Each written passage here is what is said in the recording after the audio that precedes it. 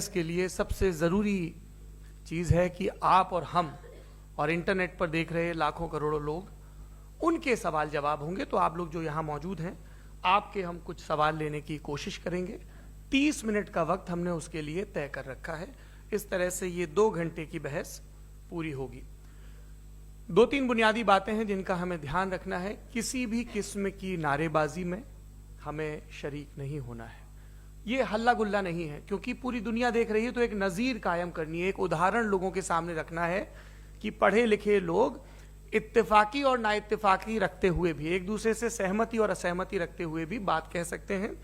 यहाँ पर मेरे जेएनयू के प्रोफेसर बैठे हैं, पुरुषोत्तम अग्रवाल जी, जिन्होंने हमें क्लास में सिखाया है कि सहमति का साहस और असहमति का विवेक, और इसका ठीक उलट भी, ये बड़ा जरूरी है।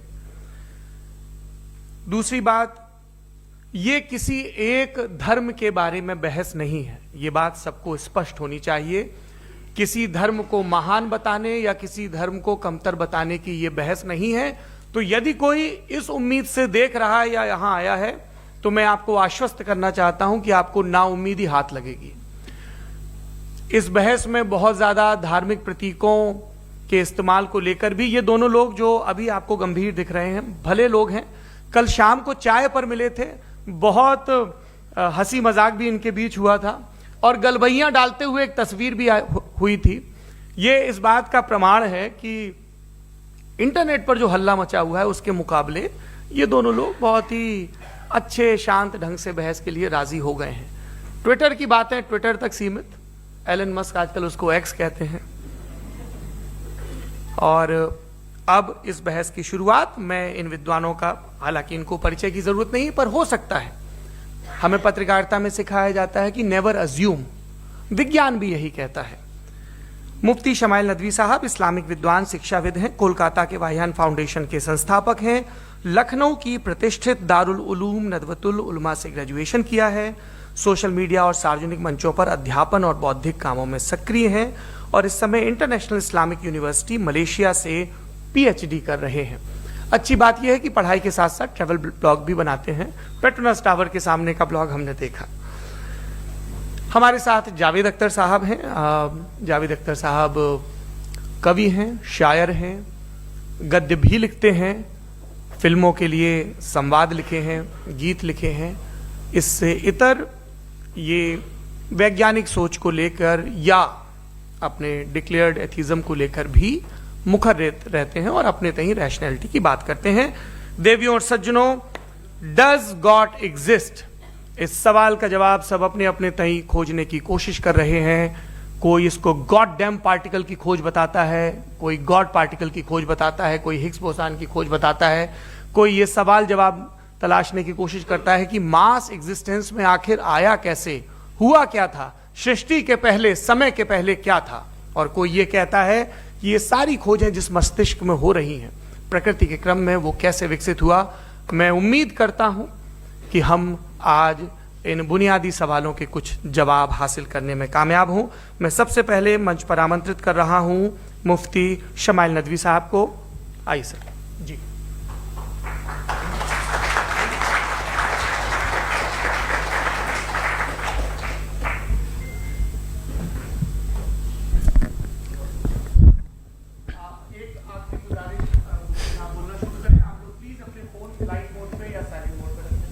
एक बार चेक कर लें, कई बार बेध्यानी हो जाती है।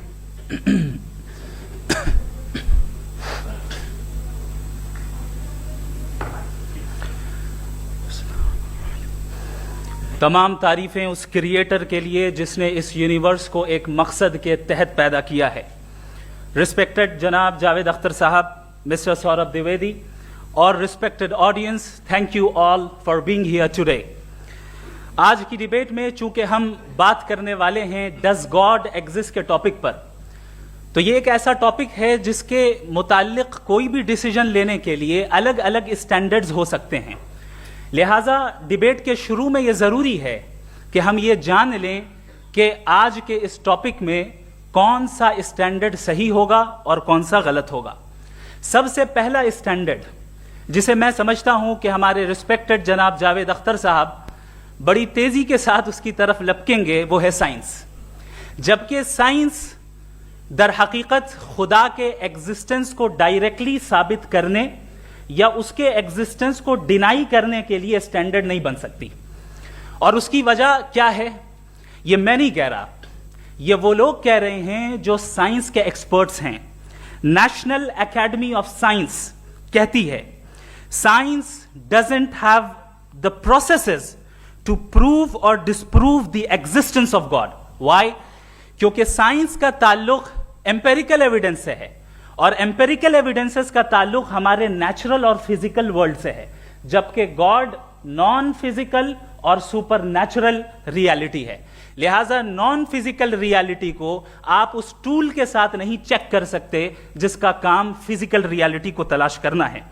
लिहाजा आज इस डिबेट में गॉड की एग्जिस्टेंस को साबित करने या उसे डिनाई करने में साइंटिफिक एविडेंस को एक्सेप्ट नहीं किया जाएगा।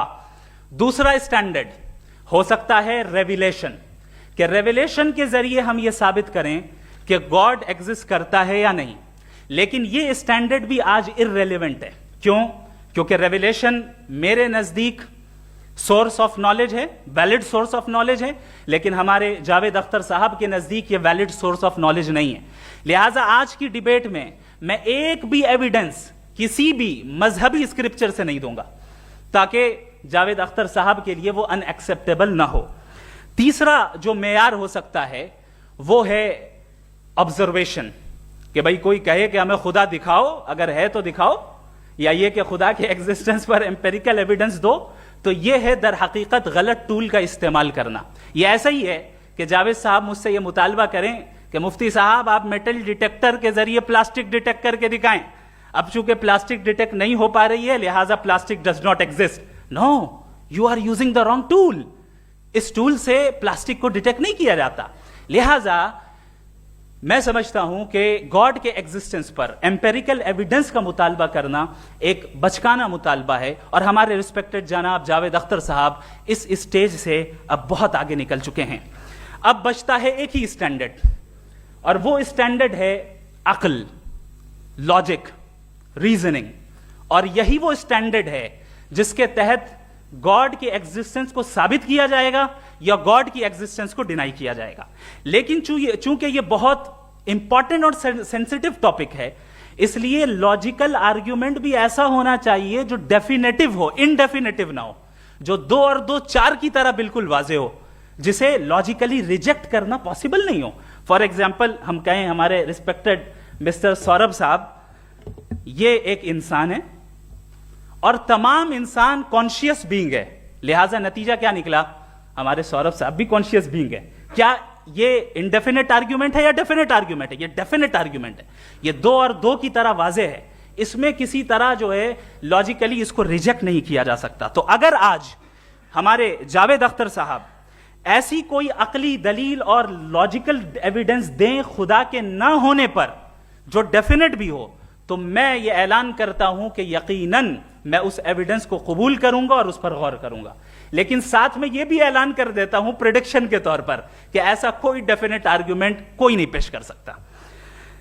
दलील हम देंगे और डेफिनेटिव दलील देंगे, लॉजिकल दलील देंगे, ऐसी दलील देंगे जो एंटायर एथिस्टिक वर्ल्ड उसे रेफ्यूट नहीं कर सकती। चलें अब हम एक एग्जाम्पल सोचते हैं, एक सिनेरियो, सिंपल सिनेरियो, तमाम ऑडियंस से गुजारिश है, हम और आप एक आइसोलेटेड आइलैंड पर हैं, ऐसा आइलैंड जहां पे हमसे पहले कोई कभी नहीं गया।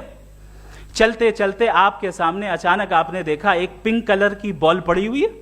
सबसे पहला सवाल आपके जहन में क्या आएगा कि ये बॉल यहां क्यों आई, कैसे आई, ये पिंक कलर की ही क्यों है, कोई और कलर भी हो सकता था, ये इसी शेप में क्यों है, कोई और शेप भी हो सकता था। नेचुरली आप इस तरफ पहुंचेंगे कि कोई ना कोई है जिसने इन स्पेसिफिक प्रॉपर्टीज के साथ इस बॉल को बनाया है और यहां पे रखा है। चूंकि आप जानते हैं कि ये जो बॉल है इसका एग्जिस्ट करना जरूरी नहीं है, ये एग्जिस्ट कर भी सकती थी, नहीं भी कर सकती थी, और एग्जिस्ट करना ही था तो किसी और फॉर्म में करती, किसी और कलर में करती। अब आप इस बॉल को एक्सपैंड करते चले जाएं, एक्सपैंड करते चले जाएं, एक्सपैंड करते चले जाएं, यहां तक कि ये बॉल यूनिवर्स के साइज की हो जाए। बताइए कि क्या साइज के बढ़ जाने से सवाल बदल जाएगा? हरगिज नहीं बदलेगा। अभी भी सवाल रहेगा ये यूनिवर्स कहां से आया, इन स्पेसिफिक प्रॉपर्टीज के साथ कहां से आया, क्यों आया, किसने बनाया, ये सवाल उस वक्त भी वैलिड रहेगा। लेकिन ये सवाल अगर हम जनाब जावेद अख्तर साहब से करें तो चूंकि इनका वर्ल्ड व्यू एथिस्टिक है, और सिर्फ इनका नहीं, मतलब जितने भी एथिस्ट हैं और एथिस्टिक वर्ल्ड व्यू को रखने वाले से अगर आप ये सवाल करें कि ये यूनिवर्स कहां से आया, तो इनका जवाब या तो आर्ग्यूमेंट फ्रॉम इग्नोरेंस होगा या डॉगमेटिक होगा। या तो ये कहेंगे कि मुझे नहीं पता कि ये कहां से आया, लिहाजा गॉड डज नॉट एग्जिस्ट, ये आर्ग्यूमेंट फ्रॉम इग्नोरेंस है, या ये कहेंगे कि ये यूनिवर्स खुद ब खुद बन गया। इसका मतलब ये है कि उस बॉल को भी खुद ब खुद बन जाना चाहिए, लेकिन बॉल के ताल्लुक से ये एक्सप्लेनेशन एक्सेप्ट नहीं की जाएगी कि ये खुद ब खुद बन गई, लेकिन यूनिवर्स के ताल्लुक से कर दिया जाएगा। इसे हम दूसरे अल्फाज में डॉगमा भी कह सकते हैं। दूसरी चीज, हमारे जावेद अख्तर साहब जरूर गॉड ऑफ गैप्स की मिसाल भी जरूर देंगे, और मिसाल देंगे कि पहले जमाने में बिजलियां कड़कती थी तो लोगों ने किसी एक खुदा की तरफ, और बारिश होती थी तो दूसरे खुदा की तरफ मंसूब कर दिया, उनके पास दलील नहीं थी। यह हमारा वर्ल्ड व्यू है ही नहीं, यह हमारा वर्ल्ड व्यू है ही नहीं, क्योंकि नेचुरल फेनोमेना के प्रोसेस की इंटरप्रिटेशन को जान लेने से यह कहां से साबित हो गया कि गॉड एग्जिस्ट नहीं करता है। इस पर मैं इंशाअल्लाह अभी आगे बात करूंगा। आप हजरात ये भी देखेंगे, और मैं ये एक्सपेक्ट करता हूं कि हमारे रिस्पेक्टेड जनाब जावेद अख्तर साहब जरूर इमोशनल आर्ग्यूमेंट्स भी देंगे, जो कि एक लॉजिकल फेलेसी है जब बात आती है ट्रुथ को डिसाइड करने में। क्यों? मिसाल के तौर पर वो कहेंगे कि अगर गॉड है तो ईविल क्यों एग्जिस्ट करता है, जबकि मैं कहता हूं ईविल का एग्जिस्ट करना गॉड के एग्जिस्ट करने की दलील है, उसके खिलाफ नहीं है। चूंकि अगर गॉड है तो हम सब उसके सामने अकाउंटेबल हैं, और अगर हम अकाउंटेबल हैं तो अकाउंटेबिलिटी के लिए ईविल का मौजूद होना जरूरी है, उसके बगैर हम अकाउंटेबल नहीं हो सकते। और अगर हम अकाउंटेबल नहीं हैं तो हम जनाब जावेद अख्तर साहब से पूछेंगे कि आप बताएं कि फिर सफरिंग इस दुनिया में क्यों है? अगर खुदा नहीं है तो सफरिंग क्यों है? और उन लोगों के जज्बे का क्या जिनके अंदर सफरिंग के बाद इंतकाम लेने का जज्बा पाया जाता है और वो इस दुनिया से ऐसे ही चले गए, क्या उनकी सारी तकलीफें बेकार चली जाएंगी? अब आ जाएं उसी एग्जाम्पल की तरफ कि बॉल, मुझसे अगर कोई पूछे इस बॉल को किसने बनाया और या इस एक्सपेंडेड बॉल को किसने बनाया, मैं कहूंगा कि चूंकि ये यूनिवर्स और इस यूनिवर्स की तमाम चीजें कॉन्टिंजेंट हैं। कॉन्टिंजेंट होने का मतलब ये होता है कि जो अपने एग्जिस्टेंस पे किसी के ऊपर डिपेंड करती हो, तो जाहिर है ये यूनिवर्स कॉन्टिंजेंट है। और अगर कोई चीज कॉन्टिंजेंट नहीं है तो मैं रिक्वेस्ट करूंगा कि मुझे दिखा दें कि कौन सी चीज यूनिवर्स में कॉन्टिंजेंट नहीं है, हम भी जरा गौर कर लें और हम भी देख लें। और जब कॉन्टिंजेंट चीजें मौजूद हैं तो फिलोसोफर्स की इस्तिलाह के मुताबिक, हम उस टर्मिनोलॉजी के मुताबिक हम उस जगह तक पहुंचते हैं और उस हस्ती तक पहुंचते हैं जिसे नेसेसरी बीइंग कहा जाता है, कि ये वो नेसेसरी बीइंग है जिसका मौजूद ना होना नामुमकिन हो। क्योंकि अगर ये मौजूद ना हो तो सारी चीजें एग्जिस्टेंस में आएंगी ही नहीं, और ये सारी कॉन्टिंजेंट चीजें उसी के ऊपर डिपेंड करती हैं। अब अगर आप ये सवाल करते हैं कि फिर उस हस्ती को किसने बनाया, फिर उसका कॉज क्या है, फिर उसका कॉज क्या है, फिर उसका कॉज क्या है, और एंडलेसली चले जाएं, इसे हम कहते हैं इन्फिनिट रीग्रेस ऑफ कॉजेस, जो कि लॉजिकल फेलेसी है। कॉन्सेप्चुअली इंफिनिटी पॉसिबल है। मिसाल के तौर पे न्यूमेरिकल्स 1 2 3 गिनते चले जाएं, इन्फिनिट नंबर्स हैं। मैं कॉन्सेप्चुअली बात नहीं कर रहा, प्रैक्टिकली रियलिटी में साबित करके दिखाएं कि infinite regress of causes possible है या नहीं। अगर पॉसिबल है तो हम मान लेंगे, मिसाल दे दें, और पॉसिबल नहीं है तो एक ही ऑप्शन बचता है जिसे हम कहते हैं नेसेसरी बीइंग। ऐसी नेसेसरी बीइंग जो इंडिपेंडेंट है, क्योंकि अगर वो डिपेंडेंट हुई तो वो नेसेसरी नहीं रहेगी। ऐसी इंडिपेंडेंट बीइंग जो इटर्नल है, अगर वो इटर्नल नहीं होगी, उसकी बिगिनिंग होगी तो वो खुद कॉन्टिंजेंट है। ऐसी बीइंग जो पावरफुल है, क्योंकि कॉन्टिंजेंट को एक्चुअलाइज करने के लिए पावर चाहिए। ऐसी बीइंग जो इंटेलिजेंट है और नॉलेजेबल है, क्योंकि ये यूनिवर्स स्पेसिफिक फॉर्म और स्पेसिफिक लॉज ऑफ नेचर के तहत प्रिसाइजली चल रहा है। Thank you. थैंक यू मुफ्ती साहब। मैं इन दलीलों के बाद जावेद अख्तर साहब से गुजारिश करूंगा, आप बैठ के बोलना चाहेंगे या बाहर? जी।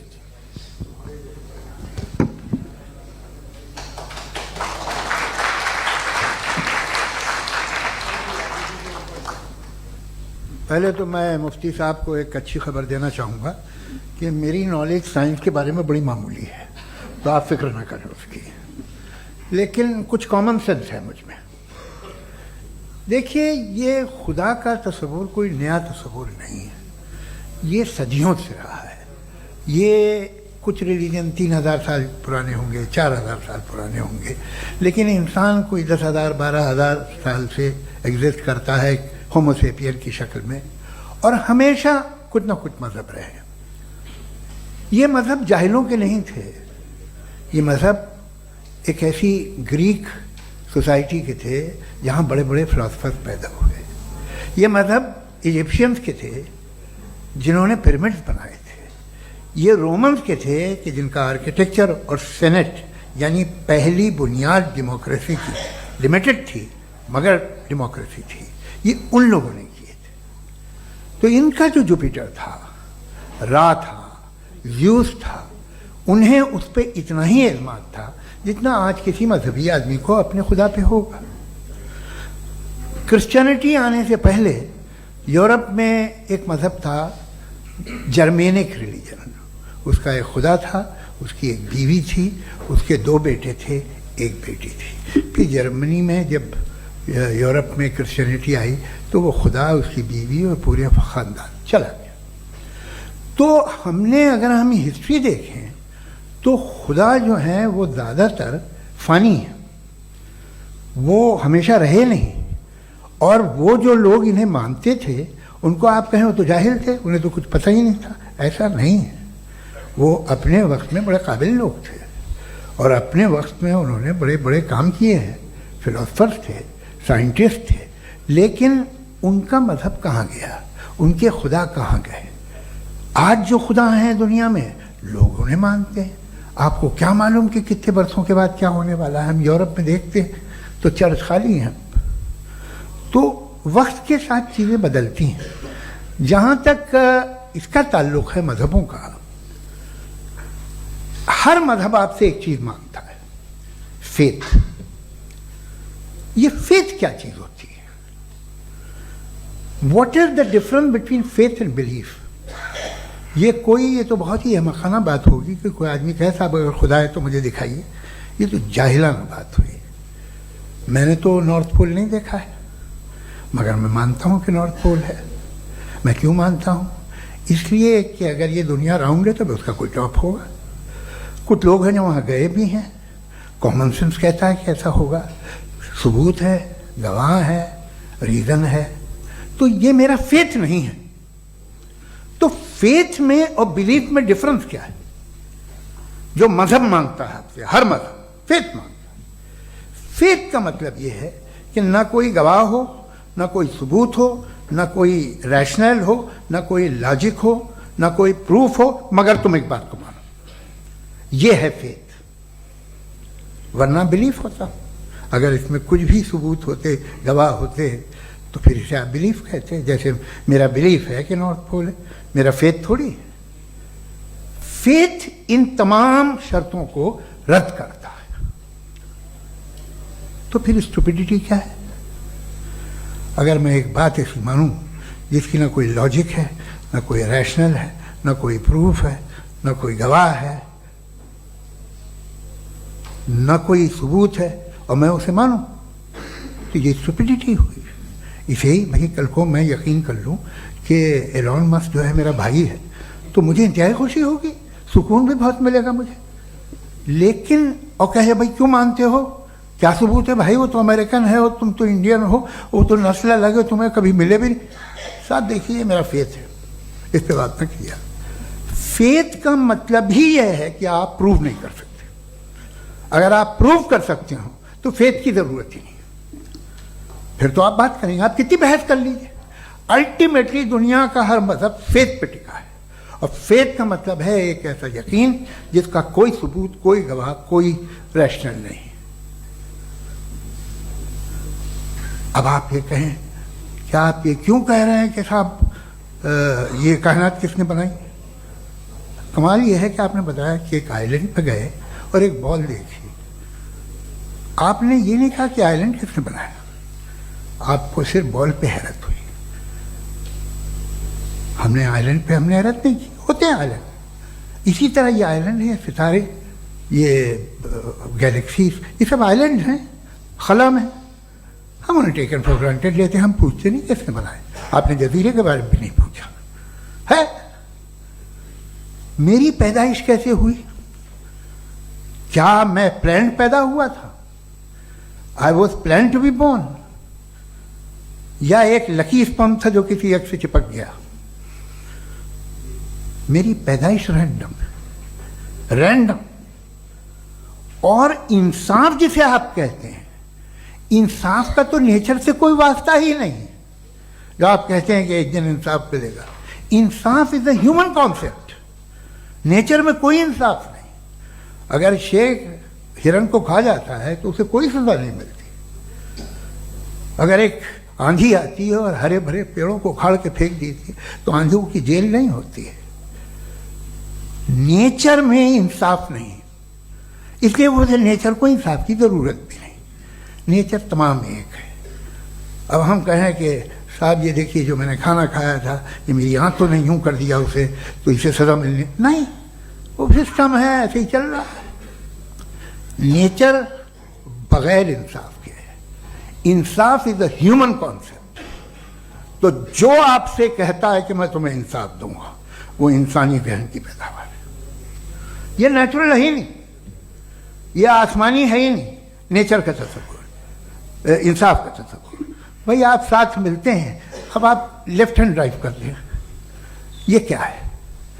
तमाम सच, तमाम नेकी, तमाम शराफत लेफ्ट हैंड ड्राइव है। वरना क्या होगा, या तो आप क्योस कर देंगे, आपका एक्सीडेंट हो जाएगा, या आप किसी को मार देंगे, या ट्रैफिक जैम हो जाएगा। झूठ, बेईमानी, रिश्वतखोरी, ये तमाम जो है driving on the wrong side है। इसके ऊपर कुछ नहीं। ये तो हमने बनाया, जैसे हमने लेफ्ट हैंड ड्राइव बनाई है। ये कॉन्सेप्ट ऑफ इंसाफ जो है ये हमारा है, इसका नेचर से कोई वास्ता नहीं। शेर खा जाता है हिरन को, उसे जेल होती है क्या? कुछ भी नहीं है ही नहीं। तो ये जो दुनिया के रिलीजन प्रॉमिस करते हैं आपसे इंसाफ, इसी से मालूम होता है कि ये मैन मेड है। ये तसव्वुर कहीं और का है ही नहीं। जो नेचर है, कुछ लोग कहते हैं नेचर ही खुदा है, तो नेचर में तो इंसाफ नहीं कहीं। और आप वादा कर रहे हैं कि तुम्हें मरने के बाद इंसाफ मिलेगा। मुझे अगर मिलेगा तो मैं बहुत खुश हूँगा, लेकिन मैं यकीन नहीं कर पाता हूँ, इसलिए कि मैं फेथ नहीं पैदा कर सकता। The very fact that religions demand faith, इसका मतलब है कि उनके पास जस्टिफिकेशन नहीं है। अच्छा था, फिर रिलीजन अगर मॉडरेशन में है, कोई सा भी नहीं, वो आप में कुछ खूबियां भी पैदा करता होगा। देखिए उससे ये फ़ायदा है, वो फ़ायदा है। अल्कोहल जो है वो ज़्यादातर दवाओं में यूज़ होती है। और एक सर्वे किया गया था अमेरिका में कि लॉन्जिटिविटी किन लोगों की है, तो एक तरफ वो लोग थे जो शराब पीते ही नहीं थे, और एक तरफ वो थे जो एक बोतल शराब रोज़ पीते थे। सबसे ज़्यादा लंबी उम्र उनकी है जो 2 पैक नाप के शराब पीते और खाना खाते हैं। मगर हम शराब को बुरा समझते हैं, मैं भी बुरा समझता हूँ। क्यों? ऐसा होता नहीं। कुछ चीज़ों में आदत होती है कि वो बढ़ती है। आज तक में एक आदमी दूध पीता है, आप 10 साल बाद भी मिलेंगे तो एक ही गिलास पीता होगा। ऐसा नहीं होता, सुबह से दूध पीता रहता है। मिल्कोहलिक मैंने नहीं देखे, अल्कोहलिक होते हैं। ये टेंडेंसी है मजहब की कि वो बढ़ता है, जैसे कैंसर बढ़ता है, जैसे शराब बढ़ती है। कुछ लोग होंगे जो उसे सही तरह से यूज़ करते। मुझे यकीन है कि हमारे मुफ्ती साहब भी उनमें से एक हैं, इनसे बहुत खुशी हुई मुझे इनसे मिलकर। लेकिन कितने लोग हैं कि आज आप देखते हैं दुनिया में जो तबाहियाँ हैं, इनमें कितना हाथ है उन लोगों का जो बिलीवर कहते था मजहब ये नहीं कहता, ना कहता होगा, मगर जब ये मजहब पीते हैं तो ऐसे बिहेव करते हैं। थोड़ा सा अगर हो तो शायद बहुत अच्छी बात, लेकिन शराब थोड़ी सी नहीं रहती, उसमें टेंडेंसी है पहले। थोड़ा सा अगर 2-3 कैंसर के सेल हो ना बॉडी में तो आदमी स्लिम रहेगा, लेकिन वो 2-3 सेल नहीं रहते, वो मल्टीप्लाई होते हैं। जावेद साहब, टाइम पूरा हो गया। टाइम हो गया तो बस बात खत्म हो गई। अच्छा, मुझे कुछ और कहने को था भी नहीं। जी, मैं पहले जवाबी दौर के लिए इनवाइट कर रहा हूं मुफ्ती साहब को। Your rebuttal round 1, you have 7 minutes.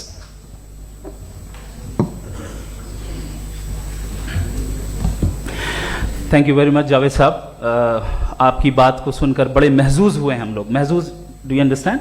We enjoyed. Okay, अब थोड़ा सा लॉजिकली उसको हम लोग देखते हैं। दरअसल हम लोगों ने कल गुजारिश की थी मुफ्ती साहब से भी, जावेद साहब से भी, कि हिंदुस्तानी जबान आम फहम सबको समझ में आ जाए और जहां कहीं आप मुश्किल शब्द इस्तेमाल करें वहां बताते भी चलें। Thank you. तो सबसे पहले हमारे रिस्पेक्टेड जावेद साहब ने हवाला दिया कि खुदा फानी है, कितने मजहब आगे चले गए, किसी ने जुपिटर को खुदा माना, किसी ने किसी को माना। मैं कहता हूं जिसने कॉन्टिंजेंट चीज को खुदा माना, गलत माना, वो खुदा ही नहीं, वो खुदा ही नहीं है।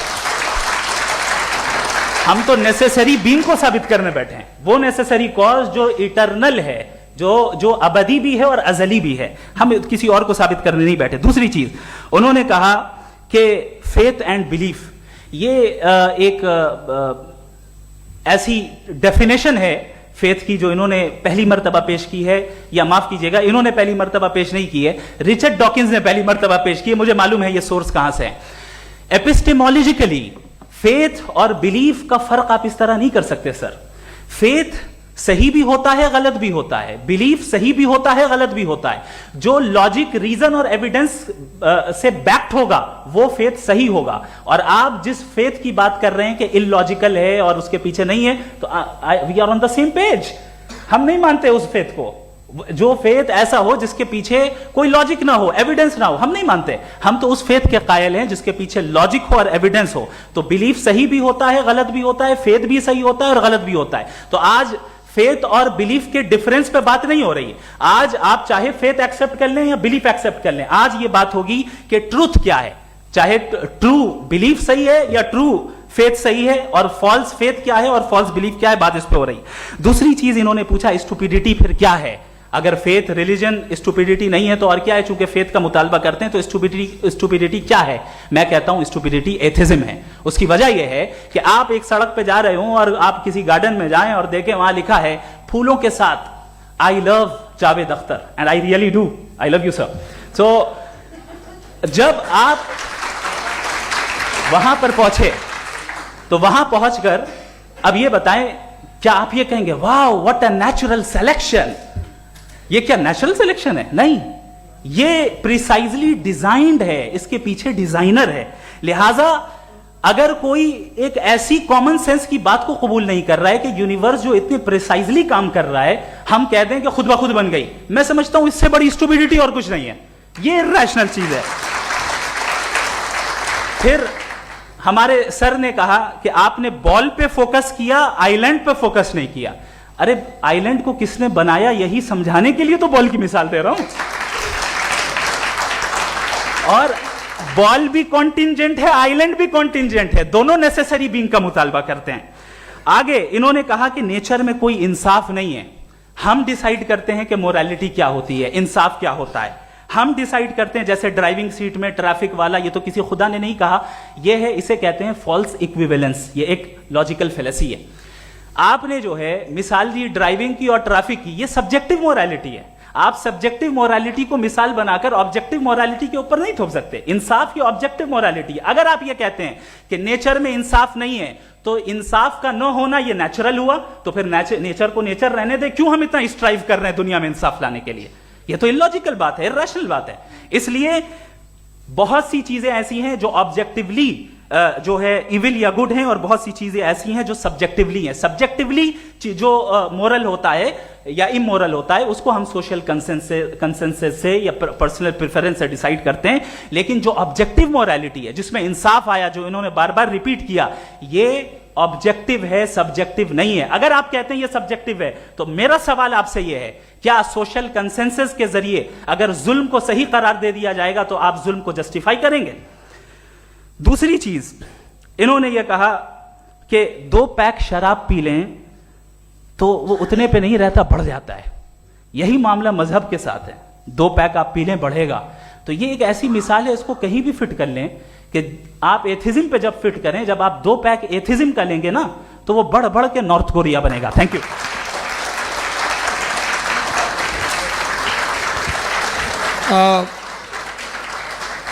फर्स्ट राउंड की रिबटल के लिए मैं जावेद साहब को इनवाइट कर रहा हूं। आपके पास 7 मिनट का वक्त है, रीसेट कर दीजिएगा प्लीज।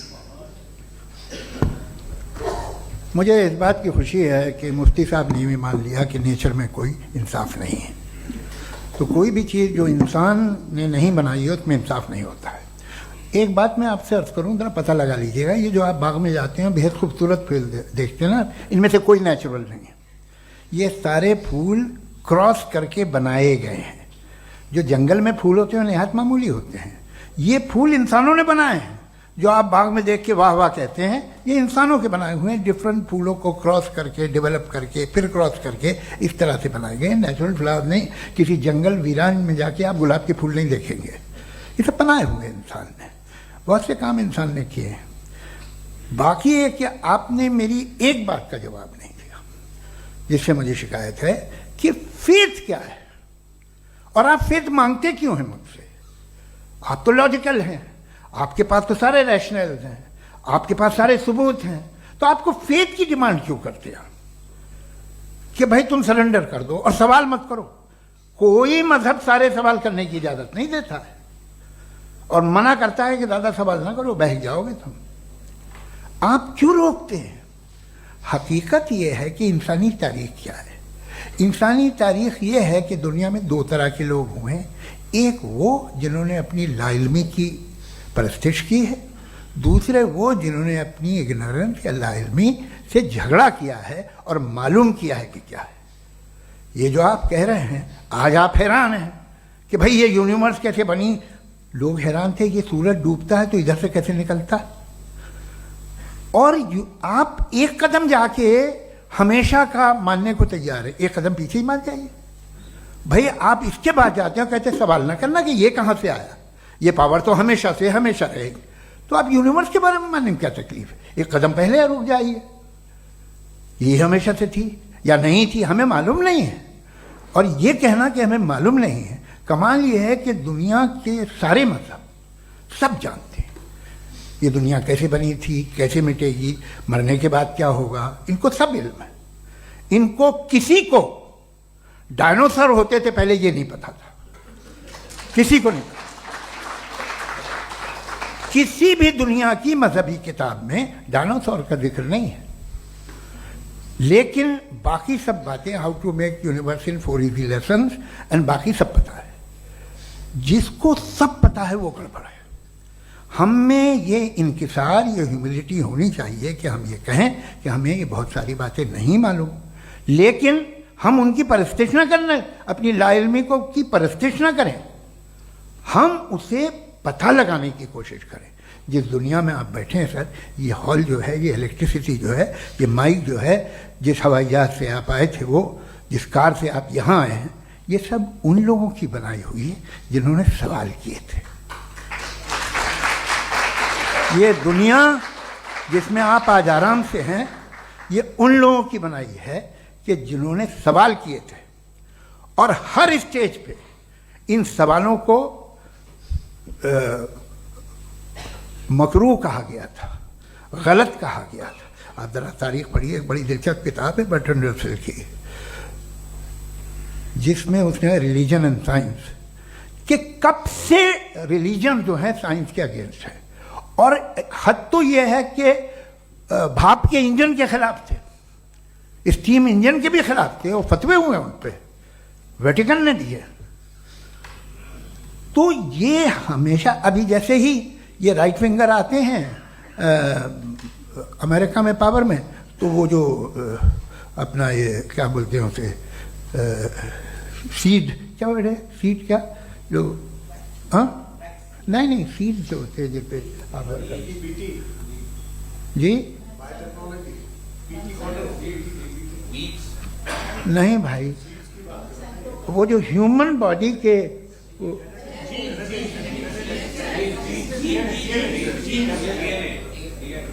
उस पर रिसर्च बंद हो जाती है, रिपब्लिकन नहीं करने देते। अरे भाई इतना डर क्या है तुम्हें? एक जमाने में बहुत नाराज थे ये सारे मजहबी लोग कि ये इंसान तो इंसान बनाने की कोशिश कर रहा है।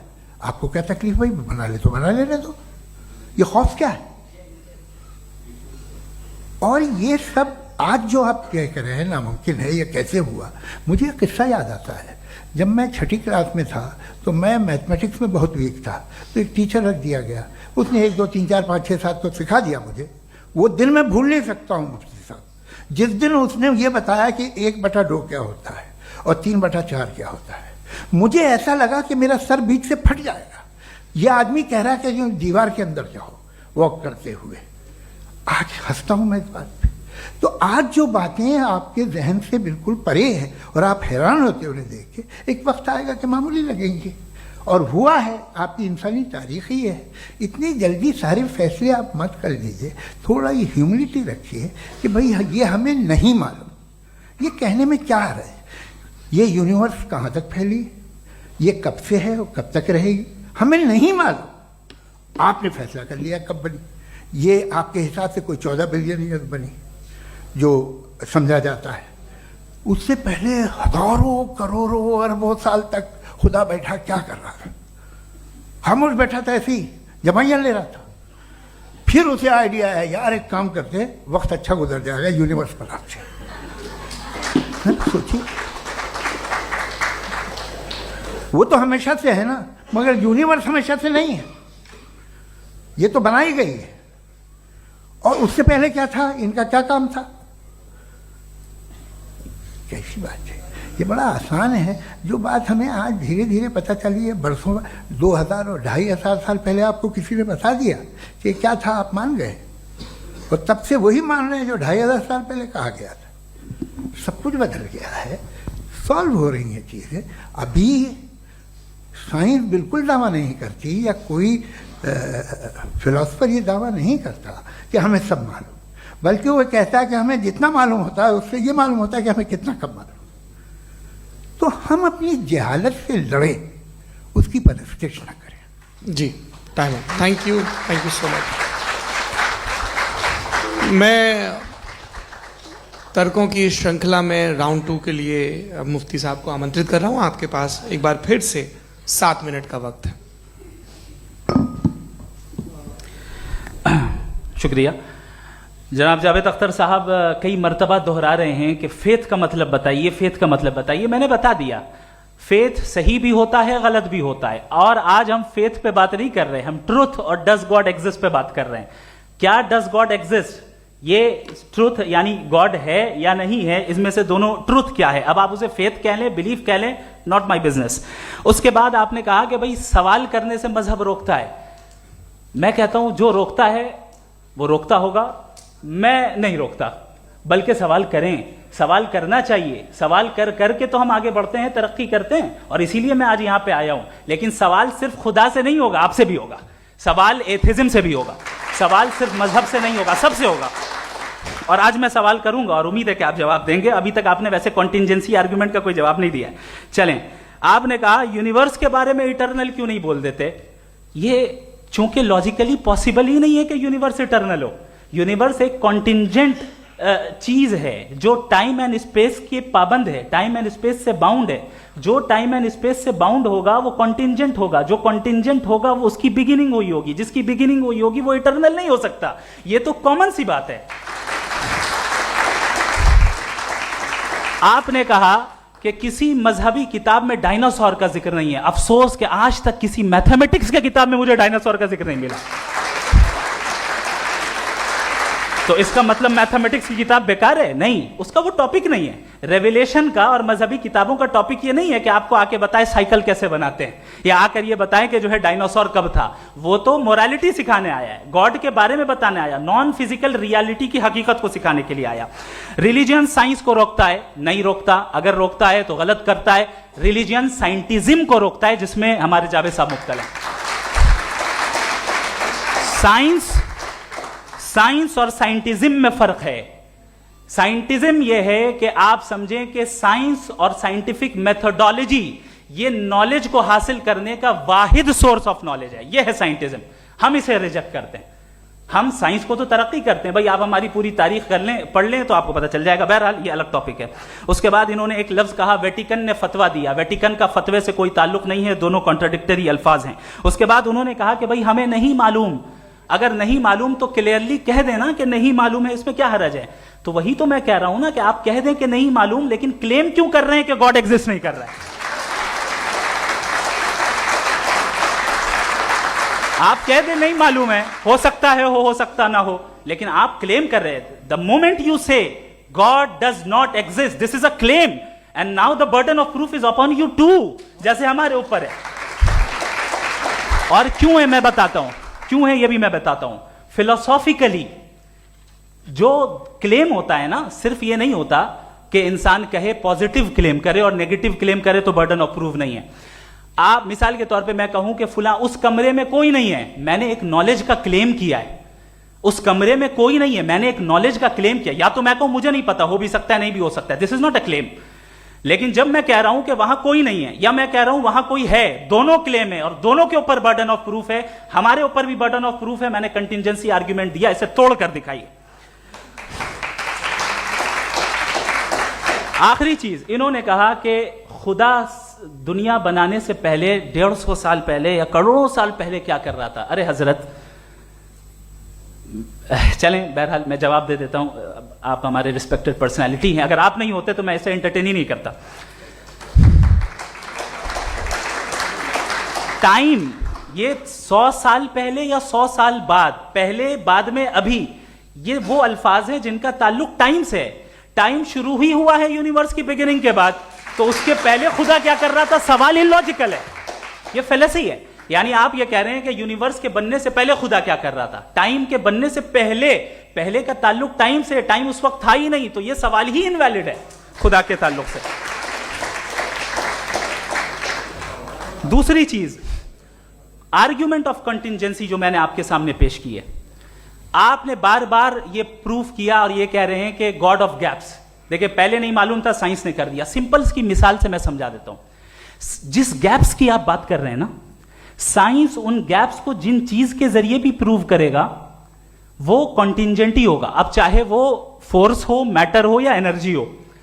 लिहाजा सवाल हमारा उस वक्त भी वैलिड होगा जब तक कि आप नेसेसरी बीइंग पे ना आ जाएं, और इन्फिनिट रिग्रेस पॉसिबल नहीं है of causes in practical world, तो जाहिर है कहीं रुकना पड़ेगा, जहां रुकेंगे वही खुदा है। दूसरी चीज, आपने ये क्या कह रहा था मैं, किस पॉइंट को? What? Oh no, after that. Just now. हाँ, जहां रुकेंगे वही खुदा है। बहरहाल, तो टाइम का जिक्र हो गया, गॉड ऑफ गैप, सॉरी या इसकी एक मिसाल आप ले लें। एक कार है, एक साहब ने देखा कि भाई कार जो है उसके व्हील्स कितने अच्छे लगे हुए हैं सही जगह पे, स्टीयरिंग जो है कितने अच्छे जगह पे लगी हुई है, और सीट्स कितने वेल डिजाइंड है, कितनी प्रिसाइजली ये कार काम कर रही है, तो जरूर कोई ना कोई इसे क्रिएट किया है, किसी ने क्रिएट किया है। अब जावेद साहब आए और कहे अरे जनाब बोनेट खोलिए, इसमें इंजन है, इंजन इस कार को चला रहा है, hence prove no one has created the car. This is illogical, this is irrational. आपने इंजन के जरिए उस गैप को तो साबित किया, लेकिन क्या उससे कार की जो क्रिएशन है और उसका जो क्रिएटर है ये इम्पॉसिबल हो जाए, ऐसा पॉसिबल है? उसका सवाल खत्म हो जाए, ऐसा पॉसिबल है? नहीं। आपने गैप्स को फिल करके, कॉन्टिंजेंट चीजों से गैप्स को फिल करके हमारे ऑब्जर्वेशन को और ब्रॉड कर दिया। अब हमें और पता चल गया कि ये जो कार है इसका सिस्टम कितना ज्यादा कॉम्प्लेक्स है। पहले कम समझते थे, अब कॉम्प्लेक्सिटी और ज्यादा वाजे हो गई। अब हमें समझ में आ रहा है कि हमारी सर्टेनिटी और बढ़ गई कि जरूर इस कार को किसी ना किसी ने बनाया। यही मामला यूनिवर्स का है। साइंस हमेशा फिजिकल वर्ल्ड की चीजों को ही फिल करती जाएगी और फिजिकल चीजों से ही करती जाएगी, चूंकि एम्पेरिकल एविडेंस का ताल्लुक फिजिकल वर्ल्ड से है। आप साइंस के जरिए मेटाफिजिकल रियलिटी को कभी साबित नहीं कर सकते। ये रॉन्ग टूल का इस्तेमाल करना है। ये वही काम है कि आप मेटल डिटेक्टर से प्लास्टिक डिटेक्टर करने चलें, जो कि जाहिर है सही नहीं है। Thank you.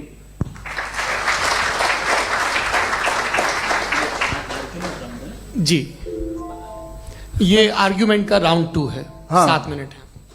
पहले तो मैं आपसे अर्ज करूं कि आपने कहा कि जब कायनात ही नहीं थी तो वक्त भी नहीं था, कुछ भी नहीं था।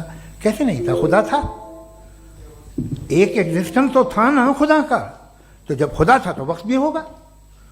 ऐसा नहीं है कि कुछ भी नहीं था, खुदा था। अच्छा, बाकी एक आपने कहा साहब आप साबित कीजिए, आपके पास भी लॉजिक है, मेरे पास भी लॉजिक है। आप मेरा जिम्मेदारी नहीं है साबित करना कि खुदा है। बर्टन रसल ने बड़ी अच्छी बात कही। बर्टन रसल ने बड़ी अच्छी बात कही। मैं आपसे अगर ये दावा करूं कि एक चाय की केतली मरीख के चारों तरफ घूम रही है, मार्स के चारों तरफ, तो यह आपका काम नहीं है कि आप साबित करें कि कोई चाय की केतली नहीं है। ये मेरा काम है, मैंने दावा किया है। ये दावा तो मजहबी लोग करते हैं कि खुदा है, मैं क्यों साबित करूं कि नहीं है? जब तक आप मुझे कन्विंस नहीं कर देंगे मैं नहीं मानूंगा। आपकी जिम्मेदारी है, मेरी जिम्मेदारी नहीं है। दोयम ये कि ये जो आप कह रहे हैं, जो गैप्स हैं, ये गैप जब जब किसी मजहब को चैलेंज करते हैं, जब ऐसा कोई बात आती है तो हंगामा हो जाता है कि जब वो चैलेंज करें किसी फेथ को। ये तमाम साइंस जो है इसे मुख्तलिफ जगहों पे मुख्तलिफ वक्तों में मजहब ने रोकने की कोशिश की है। ये किताब है रिलीजन एंड साइंस बर्टरांड रसल की, पढ़िएगा, अच्छी लगेगी आपको। तारीख ही है साइंस, मजहब की साइंस से उसका यही रिश्ता है। अच्छा, अब ये हम सोचें कि बहरहाल ये वजूद जो है मजहब और ये बिलीव इन गॉड इंसान को बेहतर बना देता है, तो एक काम कीजिए, हिंदुस्तान वर्ल्ड का नक्शा लीजिए और मार्क कीजिए कि रिलीजन कहाँ कहाँ ज़्यादा है, कहाँ कहाँ, चाहे वो लैटिन अमेरिका हो या मिडल ईस्ट हो या फार ईस्ट हो या हिंदुस्तान के वो इलाके जहाँ मजहबियत ज़्यादा है। रख दीजिए नक्शा अलग। अब दूसरा नक्शा कि कहाँ कहाँ नाइंसाफ़ी, रिप्रेशन, औरतों के हुकूक की पामाली, जुल्म, डिक्टेटरशिप कहाँ है, नक्शा एक ही होगा। तो आप मुझे बताएं कि जो इसका तरकीब इस्तेमाल क्या है, खुदा का तरकीब इस्तेमाल तो बताइए। आप छोटी सी दवा सड़क पे बेचते हैं, उसकी भी तरकीब इस्तेमाल बताते हैं। इसके इस्तेमाल से तो फायदा नहीं हुआ किसी को। जो सारे के सारे खराब मुल्क हैं, खराब समाज है, वो सारे जुल्म खुदा के नाम पे करते हैं। वो गलत करते हैं, सही करते हैं, मुझे क्या लेना देना उससे। इस्तेमाल से मालूम होता ना। एक विस्की की बोतल कभी शायद देखी हो आपने, लाल रंग की होती है, उस पर रोशनी और छपड़ा इंतहाई खूबसूरत लगती है, क्या बिगाड़ रही है किसी का? उसका इस्तेमाल गलत है, इसलिए आप उसे नापसंद करते हैं। इसका इस्तेमाल गलत है, इस तसव्वुर का इस्तेमाल ही गलत है और हमेशा से गलत हुआ है। आप देख लीजिए, इंसानी तारीख देख लीजिए, आज देख लीजिए, हिंदुस्तान देखिए, दुनिया देख लीजिए, क्या हो रहा है। इसे कैसे इस्तेमाल कर रहे हैं फेथ वाले लोग? क्या फेयर हैं, जस्ट हैं, जो अपने खुदाओं पे यकीन रखते हैं? वो किस तरह के लोग हैं? वो लोगों को इंसाफ देते हैं, वो बेहतर इंसान बने। तो इस दवा का फ़ायदा क्या है? चलो बहुत फ़ायदा हो रहा तो मैं इस्तेमाल कर लूँगा, मुझे तो इस दवा का कोई फ़ायदा दिखता ही नहीं। मुझे तो ऐसा लगता, मैं एक और बात बताऊं, अगर कोई आदमी मजहबी है और अच्छा आदमी है तो मैं उसकी बहुत इज्जत करता हूँ, इसलिए कि मेरा ख्याल है मजहबी आदमी का अच्छा होना मुझसे अच्छा होने से ज़्यादा मुश्किल है। भाई हर चीज़ की एक लिमिट है। आप इतना भाग सकते हैं, इतना नहीं भाग सकते, इतना वजन उठा सकते, इतना नहीं उठा सकते, इतना दूर देख सकते हैं, इतना दूर नहीं देख सकते। उसी तरह कॉमन सेंस कहता है कि आप में नेकी का भी एक कोटा होगा। अब आप अगर सुबह जाते हैं अपनी इबादत गाह और इबादत करते हैं तो बाहर निकलते हैं तो आप तो यही महसूस करते हैं कि आपने एक बहुत अच्छा काम किया, आपकी नेकी का एक बहुत बड़ा कोटा खर्च हो गया जिससे किसी का कोई फ़ायदा नहीं हो। मैं तो नहीं जाता हूँ तो मुझे तो किसी को खाना खिलाना पड़ेगा, किसी बेवा की मदद करनी पड़ेगी। मैं अपना कोटा कैसे कंज्यूम करूं? आप अपना कोटा, सारे मजहबी लोग इंतहाई यूजलेस कामों में यूज करते हैं। उसके बाद भी अगर आप में बच्ची है थोड़ी सी शराफत, तो भाई वाह, क्या बात है।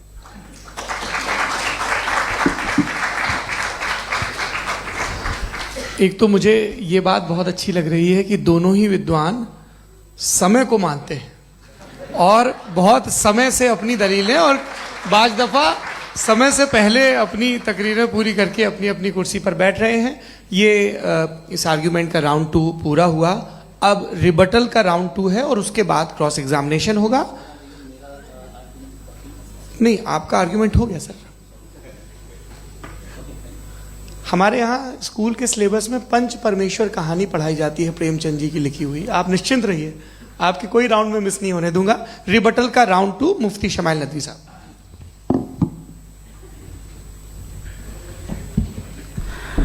असल में जो हकीकी प्रॉब्लम है, असल प्रॉब्लम है, वो ये है कि जावेद साहब के पास कॉन्सेप्ट ऑफ गॉड क्लियर नहीं है। इन्होंने कहा कि कायनात से पहले खुदा तो था, तब भी तो टाइम होगा। ये टाइम कायनात का हिस्सा है। हम खुदा, उस खुदा को मानते हैं, नेसेसरी बीइंग का टाइमलेस होना जरूरी है, चूंकि वो टाइम का क्रिएटर है। जब उसने टाइम को क्रिएट किया तो वो खुद टाइम पे कैसे होगा?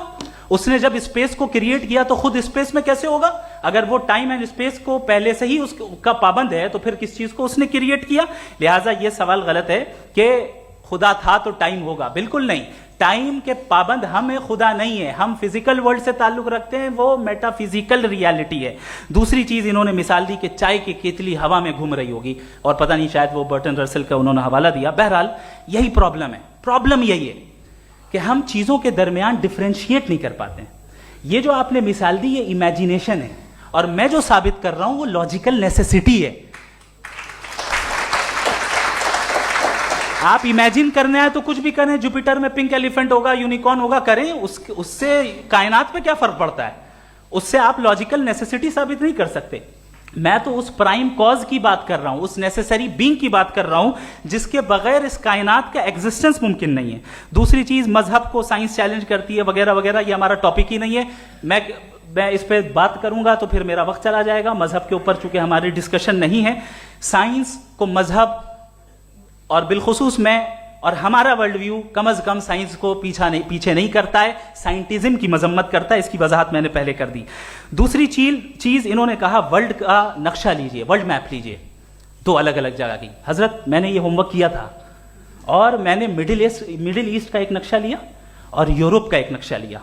ये मजहबी इलाका और ये लिबरल और एथीस्ट इलाका।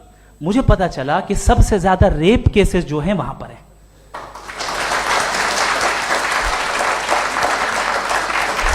मुझे ये पता चला यूएन की रिपोर्ट के मुताबिक, मैं ये अपने घर से नहीं लेके आ रहा, कि जो वर्किंग वुमेन है यूरोपियन कंट्रीज में, उसमें 81% वुमेन सेक्सुअल हैरेसमेंट का वर्क में शुमार हो रही है। ये मिडिल ईस्ट में नहीं हो रहा है, वो मजहबी लोग हैं इसलिए नहीं हो रहा है।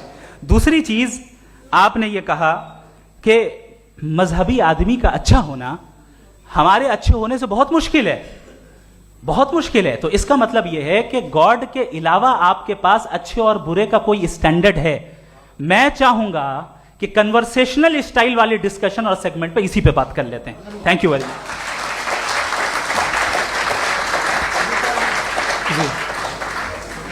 ये रिबटल का राउंड 2 है। आपके पास 5 मिनट का वक्त है, और इसके बाद क्रॉस एग्जामिनेशन शुरू करेंगे। आप चाहें तो जो इन्होंने सवाल पूछे उनके जवाब आप रिबटल में भी दे सकते हैं। जी जी, देखिए, पहले तो ये बात कि ये मिसाल गलत नहीं है, गलत है। इन्होंने पहले ही हमको डिसार्म कर दिया। कह लिया अकल से मामला सॉल्व नहीं हो सकता, लॉजिक से आप पहुंच नहीं सकते। ये एक मेटाफिजिकल चीज़ है। मेटाफिजिकल अजीब सा लफ्ज़ है, ठीक से किसी को माने नहीं मालूम इसके, तो ऐसा लगता है कुछ बड़ी चीज़ है। अरे भाई, क्या होता है मेटाफिजिकल, बताओ, खड़ी हो। ये एक लफ्ज़ है जो कहीं भी इस्तेमाल हो जाता है। जब आप एक बात कर रहे हैं और आप मुझसे बहस कर रहे हैं तो मुझे मेटाफिजिकल मत बताइए, आप लॉजिकली मुझे प्रूव किए। और अगर लॉजिकली आप नहीं बात करते साहब ये मेटाफिजिकल है, तो फिर हम आप बात क्या कर रहे हैं? मेरा आपका किस ज़बान में कॉन्वर्सेशन होगा? और ये कहना कि वक्त पहले नहीं था, तो फिर क्यों कहते हैं ये हमेशा से और हमेशा रहेगा? हमेशा वक्त है, तो आप कैसे कहते हैं वो हमेशा से है और हमेशा रहेगा? हमेशा का मतलब है कोई वक्त, अगर वक्त ही नहीं है तो हमेशा कैसे? बाहर वो रहेगा। अब मैं ये देखता हूं, आपने कहा ना कि वहां रेप ज़्यादा होते हैं, तो हम एक बात देखते हैं कि दुनिया जिस पे वो कादर मुतलक है, जिसकी मर्जी के बगैर पत्ता भी नहीं हिलता, ओमनीपोटेंट है, ये दुनिया चल कैसे रही है? और इस दुनिया का हाल क्या है? 45,000 बच्चे जो 10 साल की उम्र से कम थे वो गाजा में मरे। भूख से काला हांडी में बच्चे मरते हैं और डिप्थेरिया से मरते हैं। डिप्थेरिया अजीब मर्ज है, गले में जाली बनना शुरू होती है, बच्चा नीला हो जाता है, गरीब का बच्चा, इसलिए कि उपास इलाज नहीं। ये कादर मुतलक है, जो चाहे कर दे। इससे आप दुआएं मांगते हैं हमारी, ये काम कर दे वो कर दे, तो इसका मतलब डे टू डे लाइफ में वो इंटरफेयर करता है और ये देख रहा है वो। अगर वो वाकई भी है फॉर डिस्कशन सेक, तो मैं जब दुनिया देखता हूं तो मेरे दिल में उसके लिए कोई इज्जत नहीं पैदा होती। ये क्या कर रहे हो तुम पूरे ऑल पावरफुल हो ओमनीपोटेंट हो, ओमनी प्रेजेंट हो। तुम तो वहां गाजा में रहे होगे ना, तुम हर जगह हो। तुम देख रहे थे कि बच्चे की कैसे धज्जियां उड़ रही, तुम देख रहे थे। और तुम चाहते हो मैं तुम्हारी परस्तिश करूंगा, तुम हो भी। अरे यार, इसके अच्छे तो हमारे चीफ प्राइम मिनिस्टर हैं, कुछ तो ख्याल करते हैं। कमाल है। आप किसकी इबादत कर रहे हैं?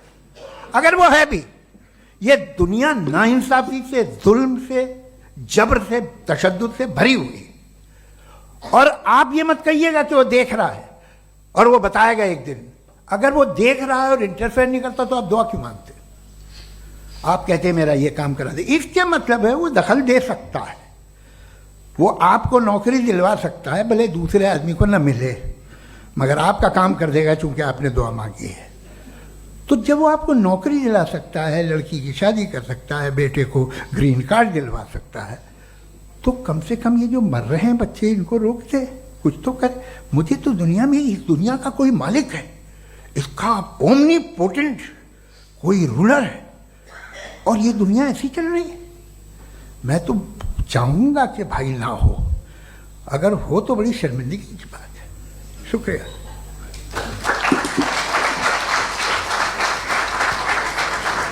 देवियों और सज्जनों, इस बहस के 2 राउंड और 2 रिबटल पूरे हो चुके हैं। अब सबसे जरूरी और सबसे मुश्किल राउंड शुरू हो रहा है, क्रॉस एग्जामिनेशन का। अब इन विद्वानों की सज्जनता की एक परख भी होगी, और वक्त हमने 16 मिनट का तय किया है। पहला सवाल आप पूछना चाहेंगे? जी बिल्कुल। पहले बोले भी आप। आप माइक ले लीजिएगा हाथ में, ये नीचे से ऑन जी। मैं बोलता हूँ, ये डायस हटा सकते हैं क्या हम थोड़ा क्विकली? डायस पीछे कर दीजिए बस थोड़ा सा, है, ताकि ये जो दाएं बाएं लोग बैठे हैं, इसे हटा ही दीजिए। अब हम वहां तो जाने वाले नहीं। आराम से आराम से दोनों तरफ से हटा दीजिए।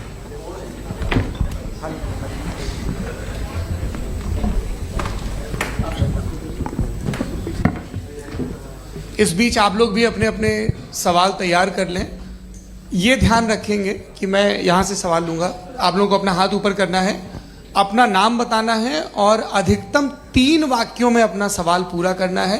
कई लोग सवाल की जगह भाषण देने लगते हैं, उससे आज बचना है।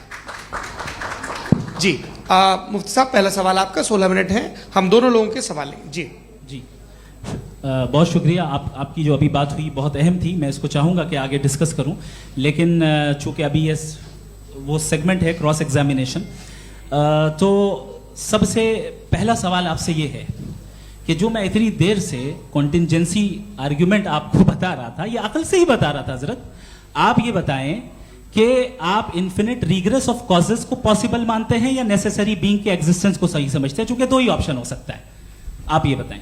देखिए, आपको मैं ईमानदारी से बात करूं, एक तो मैं कॉन्टिजेंसी वर्ड ठीक से समझता नहीं, और इस वक्त भी जो आपने अंग्रेजी के अल्फाज इस्तेमाल किए वो ज़रा थोड़े से मुझे डिफ़िकल्ट और कॉम्प्लिकेटेड लगे।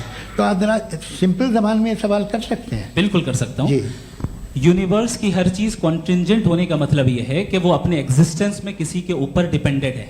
जो भी चीज डिपेंडेंट होगी वो चीज इंडिपेंडेंट नहीं हो सकती, तो उसका कोई ना कोई कॉज होगा।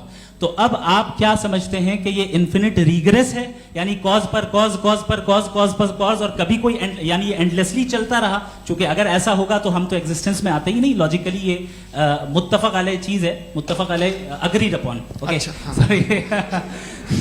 इस पे हमने एग्री किया था कि मुश्किल शब्द आएगा तो अर्थ बताना पड़ेगा। तो इन्फिनिट रिग्रेस तो पॉसिबल नहीं है, तो कहीं ना कहीं आपको रुकना पड़ेगा ऐसे नेसेसरी बीइंग पर। नहीं, कोई जरूरत नहीं रुकने की। किसने कहा आप रुकना पड़ेगा? आप रुकते हैं खुदा पे, आप नहीं रुकते। आप कहते हैं वो हमेशा से, जब उस वक्त से जब वक्त नहीं था। आप कहाँ रुकते हैं कि अब हुआ था वो? आप नहीं कहते। हम क्यों नहीं मान सकते कि यूनिवर्स जो है और बल्कि मल्टीवर्सेस जो है वो हमेशा से हैं, वो बनती है, बिगड़ती है। एक हमारे यहाँ एक चीज़ है ब्लैक होल, वो समेट लेता है वापस, फिर ब्लास्ट होता है, फिर फैल जाता है। और इसमें हमारी तो खैर कोई औकात ही नहीं है इंसान की। एक छोटे से जर्रे पे हम 50-60 साल की उम्र रखते हैं, जो करोड़ों अरबों साल की कायनात है उसमें, और पैदा भी निहायत ही बेहुदा वजह से हुए थे। तो इसमें ये सोचना कि इसकी वजूहात और ये क्यों है, ये डिपेंडेंट है, ये हम देख रहे हैं, क्या मालूम। आप सोचिए कि ये जो फैल रही है कायनात, ये कहाँ फैल रही है, ये कहाँ जा रही है, और ये फैल क्यों रही है? अरे बना ली थी तुमने, रुको भैया, हाँ काफ़ी है। ये फैल क्यों रही है? ये और कौन सी कायनात जिसे मैं दूरबीन से देखता हूँ तो 2 बिलियन लाइट ईयर पे है, उससे मेरा कोई वास्ता ही नहीं है। 2 बिलियन ईयर यानी अगर मैं 80,000 माइल्स पर सेकेंड से चलूं तो 20 करोड़ साल में वहां पहुंच जाऊंगा। इसकी जरूरत क्या थी? ये दुनिया, ये कायनात तो इंसान अशरफुल मखलूकात के लिए बनाई गई ना। तो ये सब ये टर्म समझ में नहीं आया, इसमें कोई खास समझने वाली बात थी भी नहीं। ये जो अल्टीमेट कहा यह जाता है कि ये जो पूरी यूनिवर्स है, ये जो दुनिया है, ये इंसान के लिए बनाई गई। अच्छा, ये सब इंसान के लिए। क्यों साहब, सही है ना? बिल्कुल, लेकिन इसका ये मतलब नहीं कि किसी चीज के पीछे रीजन आपको नहीं पता तो रीजन नहीं है, इसे कहते हैं नहीं, मुझे नहीं पता, लेकिन मेरी जिम्मेदारी नहीं है। वो बिल्कुल सही कहा था उसने, बर्टन रसल ने। आपने उसे मजाक में टाल दिया कि भाई आप एक दावा कर रहे हैं, मैं क्यों कहूं कि ये गलत है दावा? आप प्रूफ कीजिए, मेरे पे जिम्मेदारी ही नहीं है, मैंने थोड़ी कहा है। आप प्रूफ कीजिए कि ये सही है। आप आर्ग्यूमेंट ऑफ कंटिंजेंसी का जवाब कोई ही नहीं दे सवाल रहे हैं। पूछना चाहेंगे? आप सवाल पूछना चाहेंगे मुफ्ती साहब से? क्योंकि ये क्रॉस एग्जामिनेशन का दौर है। आप जैसे पहले बोल रहे थे फेथ को लेके कुछ, मैं ये पूछना चाहूँगा कि खुदा ने जो भी रेवलेशन किए हैं, एक मज़हब के नहीं बहुत से मज़हबों में किए हैं, अलग अलग रेवलेशन है। कहीं कुछ एक बातें हैं, कॉन्ट्रडिक्शन भी है आपस में, कहीं कुछ आप कर सकते हैं, कहीं कुछ नहीं कर सकते। ऐसा नहीं है कि सबकी कोड ऑफ मॉरल एक है। तो ये किस्सा क्या है? अब आप ये देखिए कि मुझे कभी कभी लगता है कि जो फुटबॉल फाइनल होता है, लाखों लोग होते हैं, फिर वो टीवी कवर कर दी, करोड़ों लोग, अगर उसमें खुदा की एक बूमिंग आवाज आ जाती, मैं गॉड हूं, तो सारे लोग अभी सुन लेते और टीवी पे भी सुन लेते, किस्सा खत्म होता। ये इतनी राजदारी क्या है कि तुम सामने कुछ तो सबूत दे दो हमें सॉलिड। ये कह साहब ये यूनिवर्स कैसे बनी, इससे मसला क्या हल होगा? मैं पूछूंगा आपसे खुदा कैसे बना? क्यों नहीं पूछूंगा कैसे बना? बल्कि वो तो कायनात से कहीं ज्यादा इंटेलिजेंट है, कायनात से कहीं ज्यादा कॉम्प्लेक्स। जी वो हमेशा से है, आप कहेंगे मैं मान लूंगा।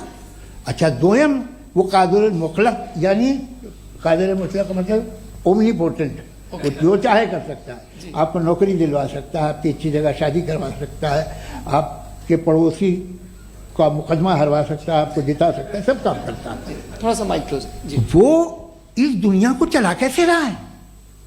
ये दुनिया कैसे चल रही है? आपको इस पर हैरत नहीं होती? या क़यामत के बाद कभी एक जस्टिस होगा, जब ये बच्चा मर चुका होगा जिसकी धज्जियां उड़ गई बम से, इसको इंसाफ मिलेगा तब? अच्छा, अब जवाब दूं? हाँ दीजिए। मैं वही इसीलिए आप ही की तरफ।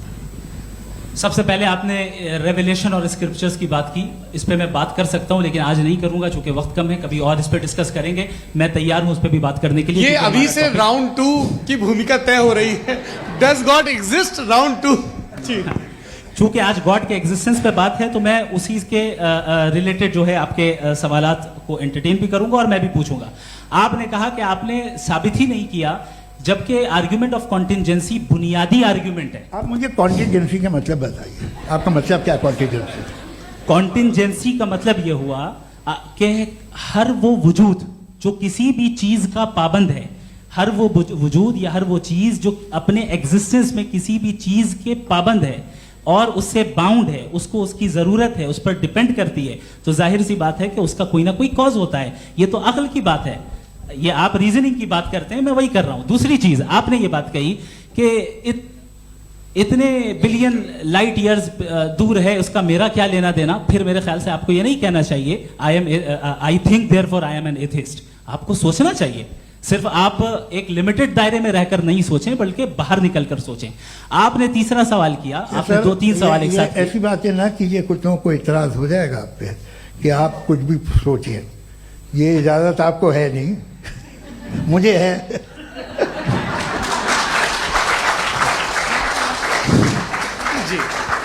आपने प्रॉब्लम ऑफ इविल के ताल्लुक से सवाल किया और बार बार आप एक लफ्ज रिपीट कर रहे हैं कि ओमनीपोटेंट गॉड है, ऑल पावरफुल गॉड है। यही तो दरअसल समझना है कि गॉड का कॉन्सेप्ट क्या है। प्रॉब्लम ऑफ इविल जो है, प्रॉब्लम ऑफ इविल दर हकीकत दो असम्पशंस पर कायम है। अगर आप इन दो असम्पशंस को समझ जाएं तो ये प्रॉब्लम नहीं रहेगी, आर्ग्यूमेंट आपको समझ में आ जाएगी कि ये कोलैप्स कर जाता है। पॉइंट नंबर 1, यानी जो आपका सबसे पहला फॉल्स असम्पशन है कि गॉड मर्सीफुल है, ओमनीपोटेंट है, दुनिया में जुल्म हो रहा है। लेकिन आपको यह समझना चाहिए कि हमारे वर्ल्ड व्यू के मुताबिक गॉड सिर्फ ओमनीपोटेंट और सिर्फ मर्सीफुल नहीं है, बल्कि वो ऑल वाइज भी है और वो ऑल नोइंग भी है। उसके हर काम के पीछे हिकमत और विजडम है। ये कोई जरूरी नहीं है कि वो हिकमत और विजडम आपको समझ में आए या मुझे समझ में आए। अगर आप जो समझ रहे हैं उसके मुताबिक आप फैसला कर रहे हैं, ये लिमिटेड पर्सपेक्टिव से आर्ग्यूमेंट है। और इस चीज को हम अपनी दुनिया में, अपने लाइफ में, डेली लाइफ में इस प्रिंसिपल को एक्सेप्ट करते हैं। हम जब किसी डॉक्टर के पास जाते हैं, डॉक्टर के पास जाकर वो अगर उसने हमें कोई दवाई दी है तो हम ये तो नहीं कहते कि जब तक आपके पास जितना नॉलेज और जितना विजडम नहीं है, आपने क्यों ये दवाई दी है, तब तक हम इस चीज को एक्सेप्ट नहीं करेंगे। नहीं कहते, हम उसकी अथॉरिटी को तस्लीम करते हैं। क्यों? क्योंकि उसकी हम जानते हैं कि वो नॉलेजेबल है, वो विजडम वाला है, हमसे ज्यादा नॉलेज और हमसे ज्यादा विजडम है। बताएं सर। नहीं, डॉक्टर में और खुदा में बड़ा डिफरेंस है। डॉक्टर पढ़ा लिखा होता है, एक तो मैं उसकी बात सुनूंगा। दोयम ये नहीं, कुछ जवाब तो ये भी नहीं है सर प्लीज, अगर सब ऑडियंस से बोलने लगेंगे तो फिर मतलब नहीं सिविलाइज्ड बहस का। मतलब आप ये कहें कि चूंकि आप डॉक्टर पे बिलीव करते हैं इसलिए खुदा पे बिलीव किए, क्या ये मिसाल आपको समझाने के आर्ग्यूमेंट है, इस पे आपको एतराज नहीं है। तो सिंपल बात ये है कि मैं अगर ये यकीन कर लूँ कि एक ओमनीपोटेंट, उसकी मसलहत है, ये जो बच्चे मर रहे हैं ये मसलहत है उसकी, मुझे नहीं चाहिए थी मसलहत। उसकी मसलहत नहीं, यही तो समझना है, मतलब एक्सपीरियंस। अच्छा, इस आपने अभी मेरी बात पूरी सुनी नहीं। मैंने कहा आपका पूरा आर्ग्यूमेंट दो फॉल्स असम्पशंस पर है। एक फॉल्स असम्पशन मैंने बता दिया, दूसरा फॉल्स असम्पशन यह है कि इस दुनिया में इविल के होने का कोई गुड रीजन नहीं है, जबकि हमारे पास बाज रीजंस मौजूद हैं, हमारे पास बाज वजूहात मौजूद हैं। अगर इस दुनिया में इविल ना हो तो आप गुड को डिफाइन कैसे करेंगे? अगर जुल्म ना हो आप इंसाफ को समझेंगे कैसे? अगर तारीकी ना हो तो आप लाइट को समझेंगे कैसे? बहुत अच्छे। अभी और सुन लें, अभी और बाकी है। ये तो बात बहुत पसंद आई साहब मुझे कि जब तक रेप ना हो तब तक औरतों की इज्जत का ख्याल आपने मेरा जवाब पूरा सुना ही नहीं। जब तक के बच्चों का कत्ल ना किया जाए तब तक आपको बच्चों की मासूमियत की इज्जत। आपने पूरा जवाब सुना ही नहीं। क्या बात है, क्या आपने नुक्ता निकाला? आपने पूरा जवाब सुना ही नहीं। आप सुन लें, मेरी बात सुन लें। ये मैंने आपको एक चीज बताई। दूसरी चीज, इस दुनिया में हम आए हैं टेस्ट के लिए, हमारा टेस्ट हो रहा है और हर इंसान का अलग अलग अंदाज में टेस्ट होता है। और इस दुनिया में अगर इविल मौजूद है तो वो इविल जरिया है हमारे अंदर ह्यूमन नोबल क्वालिटीज को डेवलप करने का और अलग अलग फील्ड में प्रोग्रेस करने का। और अगर हमारे अंदर और इस दुनिया में इविल नहीं होता तो बताइए टेस्ट का मतलब क्या होता? अगर मैं अपने स्टूडेंट को एमसीक्यूज दूं और उसमें सिर्फ राइट आंसर लिख कर दे दूं और कहूं तुम्हारा टेस्ट हो गया, ये मीनिंगलेस है। इस दुनिया में अगर हम टेस्ट के लिए आए हैं तो जाहिर है गुड एंड इविल दोनों मौजूद है। तो अगर गुड एंड इविल दोनों मौजूद है तो ये इविल भी खुदा का बनाया हुआ है?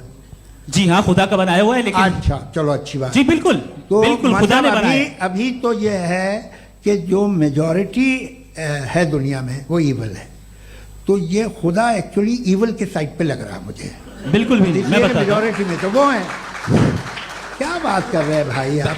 कोई भी जो मुंसिफ होगा, चाहे आपका अपना घर हो जिसके आप सबसे बड़े हैं, चाहे आपकी ऑर्गेनाइजेशन हो जो आप चलाते हैं, वहां पर आप इविल रखेंगे साबित करने को कि बाकी लोग शरीफ हैं? मेरी बात सुनिए। क्या ये आर्ग्यूमेंट ही गलत है? अगर कि जब तक के कोई इविल नहीं होगा तब तक के शरीफ आदमी शरीफ नहीं लगेगा। अगर एग्जामिनर गलत ऑप्शन दे रहा है तो एग्जामिनर इविल नहीं हो गया, जो गलत ऑप्शन को सेलेक्ट कर रहा है वो फेल होगा। क्रिएटर ने इविल को बनाया है लेकिन वो इविल नहीं है। अच्छा सुनिए मेरी बात, हाँ। Let me complete sir. जी जी। क्रिएटर ने इविल को बनाया है टेस्ट के लिए, वो इविल नहीं है। इविल वो होगा जो उसे इख्तियार करेगा। छुरी को बनाने वाला गलत नहीं होता है, छुरी का गलत इस्तेमाल करने वाला गलत होता है। रेप को कैसे गलत इस्तेमाल करते हैं? रेप इंसान के फ्री विल का नतीजा है।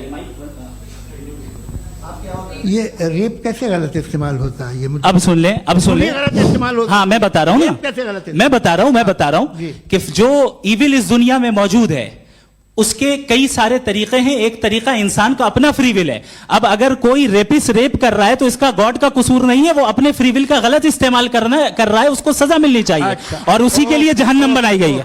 ये फ्री विल का भी बड़ा चक्कर। आप जब कोई बुरा काम करते हैं या कोई बुराई होती है तो ये कहा जाता है कि ये फ्री विल है। 7 billion free wills are moving on this planet, 7 billion free will. और एक आदमी अपनी फ्री विल से मुझे कत्ल कर दे तो मैं खुदा की मर्जी से मरा हूं कि इसकी फ्री विल की वजह से? मेरी मौत खुदा के हाथ है या ये फ्री विल वाले के हाथ है? खुदा ने फ्री विल का निजाम बनाया है और उस निजाम का गलत इस्तेमाल करके कोई आपको मार रहा है, इस्तेमाल करके मेरा कत्ल कर देता है। अब मेरी मौत का जिम्मेदार कौन है? वो इंसान जिम्मेदार है। वो इंसान। जी। तो ये कहना कि और उसको सजा मिलेगी। तो अब आप आगे चलिए कि ये तय करना कि अल्लाह ही या अल्लाह ने खुदा ही जिंदगी देता है, खुदा ही मौत देता है, ये गलत है। बिल्कुल गलत नहीं है। हाँ, नहीं, निजाम उसी ने बनाया फ्री विल का, निजाम मौत और हयात का उसी ने बनाया। You are contradicting yourself. अभी आपने कहा कि एक आदमी ने फ्री विल से आपको मार दिया, इसमें उसे फ्री विल दी गई थी, उसने गलत इस्तेमाल किया। 7 billion free wills are moving on this planet और आप चाह रहे हैं कि मैं सिर्फ खुदा का ध्यान करूं। ये 7 बिलियन फ्री विल्स को मुझे लुक आफ्टर करना पड़ेगा कि नहीं? ये तो तबाहियां कर रही हैं और तबाहियां ज्यादा हो रही हैं। बिल्कुल। तो अगर आप बताएं अगर खुदा नहीं है फॉर एग्जाम्पल, हाँ। तो आप इविल को कैसे डिसाइड करेंगे? यानी how can you define evil objectively without God? देखिए, दुनिया में 2 तरह के जानवर हैं। एक जो अकेले रहते हैं जंगल में और एक जो ग्रुप्स में रहते हैं। ग्रुप में जो भी रहेगा, चाहे वो आपका फाउंडेशन हो, चाहे कोई क्लब हो, चाहे कोई पॉलिटिकल पार्टी हो, चाहे कोई यूनिट हो, उसमें आपको इंटरैक्ट करने के रूल बनाने पड़ेंगे। यानी लोग तय करेंगे। लोग तय करेंगे। अगर लोगों ने यह तय किया कि किसी का रेप करना सही है, आप जस्टिफाई करेंगे? नहीं, आपका फाउंडेशन तो ये हो गया ना कि लोग ही विल डिसाइड करेंगे। नहीं, अरे दुनिया में ऐसे ग्रुप्स हैं जो रेप को जायज मानते हैं सर्टेन हालात में। मैं डिटेल में नहीं जानूंगा, आप भी जानते हैं। ये जो आईसिस वाले थे, इन्होंने क्या किया था, तो उन्होंने क्या किया उसका खुदा से कोई ताल्लुक नहीं है सर। मैंने सिंपल सवाल किया कि इविल को आप डिफाइन करते कैसे हैं? आइए वापस आइए जी। आप साथ में तभी रह सकते हैं जब कुछ आप ऐसे उसूल डेवलप करें जिसमें हर एक का बेसिक तहफ़्फ़ुज़, हर एक का बेसिक राइट हो और हर एक को कोई आराम मिले। यही तरीका है किसी भी ऑर्गेनाइजेशन जिसमें एक से ज़्यादा लोग हैं और वो ऐसे चलती है ज़िंदगी। उसमें अगर आप गड़बड़ करेंगे तो तबाही होगी, नुकसान होगा, बर्बादियाँ आएंगी। और अगर उसमें आप घर ले लीजिए ना, एक हस्बैंड है, एक वाइफ है, बच्चे हैं, वालदा भी हैं, 2 बहनें भी हैं, एक भाई भी है। अब इसमें कोई निज़ाम आपको चाहिए साथ में रहने का, और एक दूसरे पे भरोसा रहे, एक दूसरे के बहीख्वाह हों, एक दूसरे की मदद करें, ऐसी जिंदगी। सर आपकी बात आ गई। आप ये कह रहे हैं कि लोग डिसाइड करेंगे क्या सही है क्या गलत है, यही है? मेजॉरिटी डिसाइड करेगी क्या सही है क्या गलत है? अरे भाई बिल्कुल। मेजॉरिटी अगर ये कहे कि नाजी जर्मनी के साथ जिस तरह मेजॉरिटी थी कि जेनोसाइड करना सही है, आप जस्टिफाई करेंगे? उस वक्त आपका ये सवाल सिर्फ उसके बाद क्लोजिंग। हाँ, उस वक्त प्लेनेट पे जो लोग थे, उनमें कितने लोग हिटलर को सही समझते? अच्छा, प्लेनेट की मेजॉरिटी तय करेगी, सोसाइटी की नहीं। प्लेनेट की मेजॉरिटी गॉड के एग्जिस्टेंस को सही मानती है, आप क्यों नहीं मानते? ये हेलो ये क्रॉस क्वेश्चन का राउंड यहाँ पर समाप्त होता है। और ये बड़ा अच्छा है कि इस तरह से फ्रेगमेंट कर दिया गया है ताकि जो मरकरी ऊपर जा रहा है नीचे जवाब दे दूं। जी। प्लेनेट की ज़्यादातर मेजॉरिटी कुछ दूसरे मजहबों के खुदा को मानती है। आप उन्हें क्यों नहीं? आप तो मेजॉरिटी की बात कर रहे हैं। अच्छा, ये क्लोजिंग आप ये कह रहे हैं इविल और गुड को डिसाइड मेजॉरिटी करेगी। मेजॉरिटी जो कर दे वो सही हो जाएगा। क्लोजिंग इसको जैसा आप ही लोगों ने तय किया है उसी फॉर्मेट को फॉलो कर लेते हैं। हाँ भाई, मैंने तो भले लोगों पे एतबार किया और तब मॉडरेशन तय किया।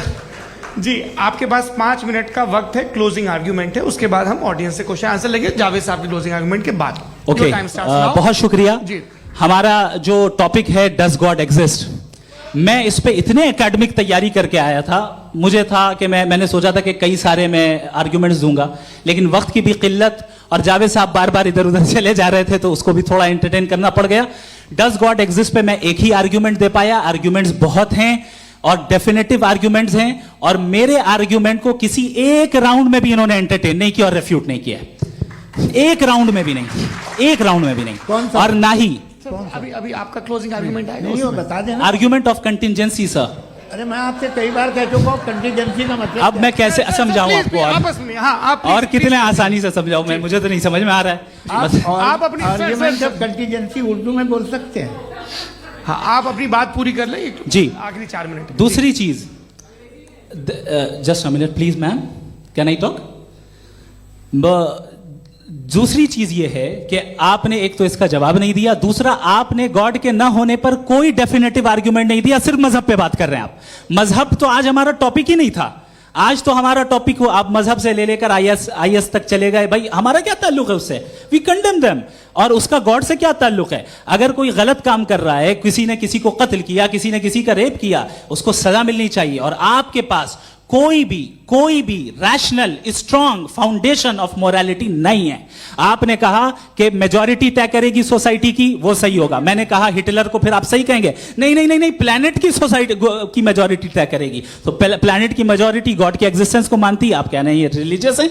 तो यानी आपके पास कोई स्ट्रॉन्ग फाउंडेशन नहीं है ऑब्जेक्टिव मोरालिटी का। ऑब्जेक्टिव मोरालिटी का अगर कोई फाउंडेशन है तो वो सिर्फ गॉड है, गॉड है, गॉड है। थैंक यू जी, ये मुफ्ती शमाइल नदवी साहब का क्लोजिंग आर्ग्यूमेंट था। अब हमारे पास जी, मैं जी ये बड़ा अच्छा है कि दोनों लोगों को मॉडरेटर से शिकायत भी और बोल रहे भाई हमारी शाबाशी भी तो करते चलो।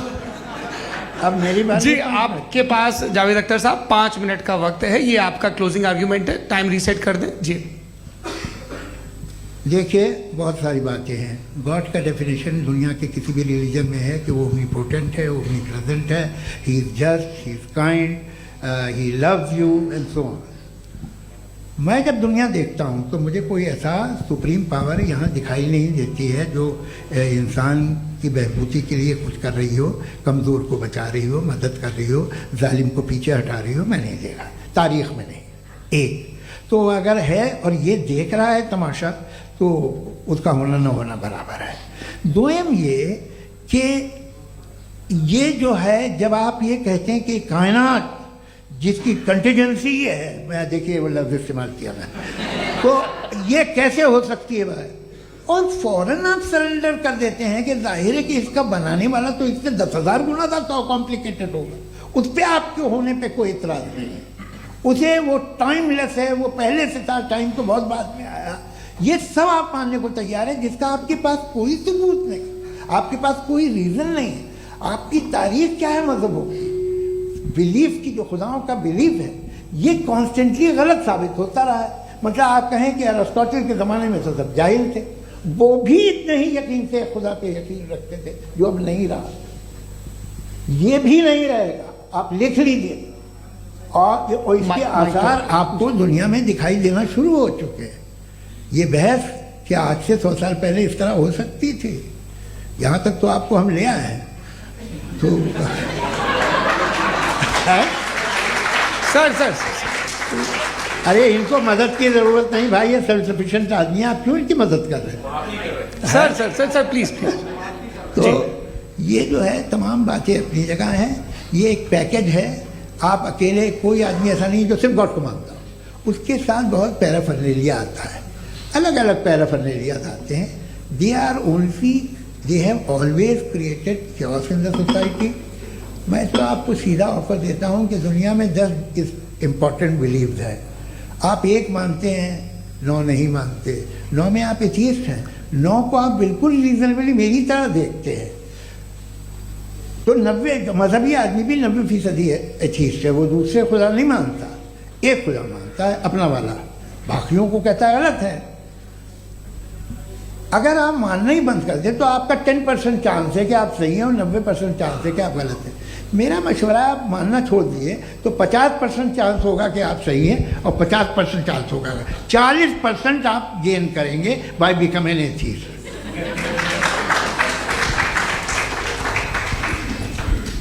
ये एक फरसूदा ख्याल है, ये ख़त्म हो रहा है। हो सकता है मेरी ज़िंदगी में ना हो, लेकिन ये हो जाएगा। जो बातें ये इनको आप मेटाफिजिकल ये वो ऐसे रिस्पेक्टेबल टर्म दे दिए, ये तो उन लोग के हैं जिन्हें ना फिजिक्स मालूम थी ना मेटा मालूम था, ये उन्होंने आपको दिए हैं। जी बहुत शुक्रिया आप दोनों लोगों का। और अब इस बातचीत का आखिरी राउंड शुरू होगा, डज गॉड एग्जिस्ट की ये बहस मुफ्ती शमाइल नदवी और जावेद अख्तर साहब के बीच। आप लोग अपने अपने हाथ ऊपर करेंगे, मैं यहाँ से तय करूँगा। और माइक हमारे पास है क्या? एक ही माइक है ऑडियंस के लिए? 2 माइक है, एक इस तरफ एक इस तरफ, ठीक है। तो जी सबसे पहले हमारी सहयोगी हैं मारिया शकील जी, पूछिए सवाल। थोड़ा सा रुकेंगे ताकि कैमरे का फ्रेम आप पर आ जाए, आपकी तो प्रैक्टिस है टीवी की। जी नदवी साहब, मैं खुदा को मानती हूँ, पहले मैं इसी प्रमाइस से शुरू कर रही हूँ और ये बता रही हूँ आपको, मैं मानती हूँ। लेकिन कुछ सवाल हैं जो जावेद साहब ने उठाया, उसका जवाब आपको देना चाहिए। पहला सवाल ये कि गजा में सालों से छोटे बच्चे मर रहे हैं, वो उनको अगर खुदा मर्सीफुल है, हम मानते हैं कि अल्लाह ताला में बहुत ताकत है, तो वो बच्चे क्यों मर रहे हैं? दूसरी बात ये कि अगर कंटिजेंसी की जो आप बात करते हैं, पूरे मुस्लिम ममालिक मिल करके भी उन गजा के बच्चों को क्यों नहीं बचा पा रहे हैं? क्योंकि अगर वो चाहते, क्योंकि अल्लाह ताला उन पर हुकूमत करते हैं, सब पर हुकूमत करते हैं, तो वो उनको क्यों नहीं बचा? जी थैंक यू वेरी मच। बहुत अच्छा किया आपने इस चीज़ को जिक्र कर दिया, मैं इसको और अच्छे से एक्सप्लेन करने की कोशिश करता हूँ। देखें, जहाँ तक आपने कहा कि गजा के बच्चों को मारा जा रहा है, देखें 2 वर्ल्ड व्यू है, एक एथीस्टिक वर्ल्ड व्यू, एक थीस्टिक वर्ल्ड व्यू है। बच्चे मर रहे हैं दोनों वर्ल्ड व्यू में, लेकिन हमारा वर्ल्ड व्यू कह रहा है कि रिकॉम्पेंस है, ये कह रहे हैं कि उनका मरना बेकार जाने वाला है, कोई उसका रिकॉम्पेंस नहीं है, चूंकि इनके यहाँ आखिरत और अल्लाह का कोई तसव्वुर या गॉड का कोई तसव्वुर नहीं है।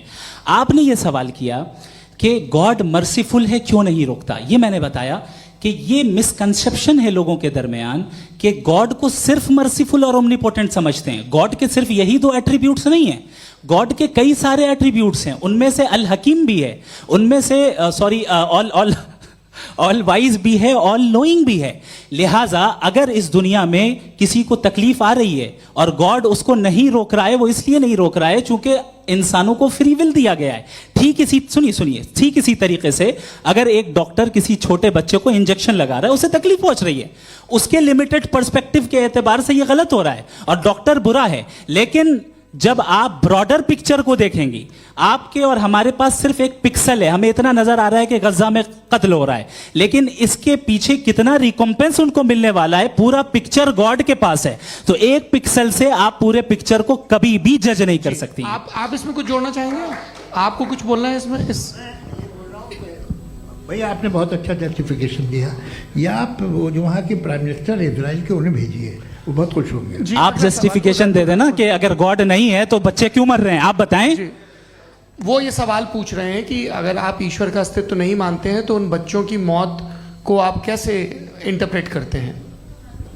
भाई ये दुनिया जो है, जो ताकतवर लोग होते हैं वो एक नाइंसाफी करते हैं। तो ये अच्छा काम है आपके नजदीक, तो नेचर नाइंसाफी पे मबनी है। अरे मेरे भाई, आप नेचर की कहाँ बात कर रहे हैं, तो इंसान की बात जी, कर। तो फिर जब मैं इंसान की बात कर रहा था, आप नेचर की बात करने लग गए। क्रॉस एग्जामिनेशन नहीं। हाँ, अब आप मुझे बोलने नहीं देंगे तो अलग बात है, आप बोलिए, मुझे कोई जल्दी नहीं। जी नहीं, ये क्रॉस एग्जामिनेशन मुझे बोल तो लेने दीजिए। जी बोलिए। ठीक है, बात ये है कि ह्यूमन सोसाइटी तभी साथ में रह सकती है जब वो मोहब्बत से, एकता से, एक दूसरे के एहतराम करके रहे। इसके अलावा पॉसिबल नहीं है, अकेले तो इंसान रह नहीं सकता।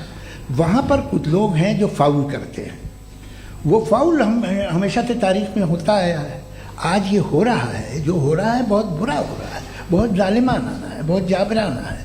उसको आप कहें कि ये बच्चों को कॉम्पनसेशन मिल जाएगा या इसकी इंजेक्शन है, इंजेक्शन तो हेल्थ के लिए दिया जाता है। आप ये कह रहे हैं कि ये बच्चों की जो धज्जियां उड़ रही हैं ये इंजेक्शन है, ये टेस्ट है, ये टेस्ट है और उस टेस्ट में उनको उनको ऐसा रिकॉम्पेंस मिलेगा जो आपके तस्वुर के बाहर है। ये आप 3 बरस के बच्चे को बारूद से उड़ा के टेस्ट ले रहे हैं? वाह, वो नहीं ले रहा है, खुदा नहीं उड़ा रहा है, इजराइल उड़ा रहा है। जी, ये तो उसको कंडेम अगला करें। सवाल लेते हैं।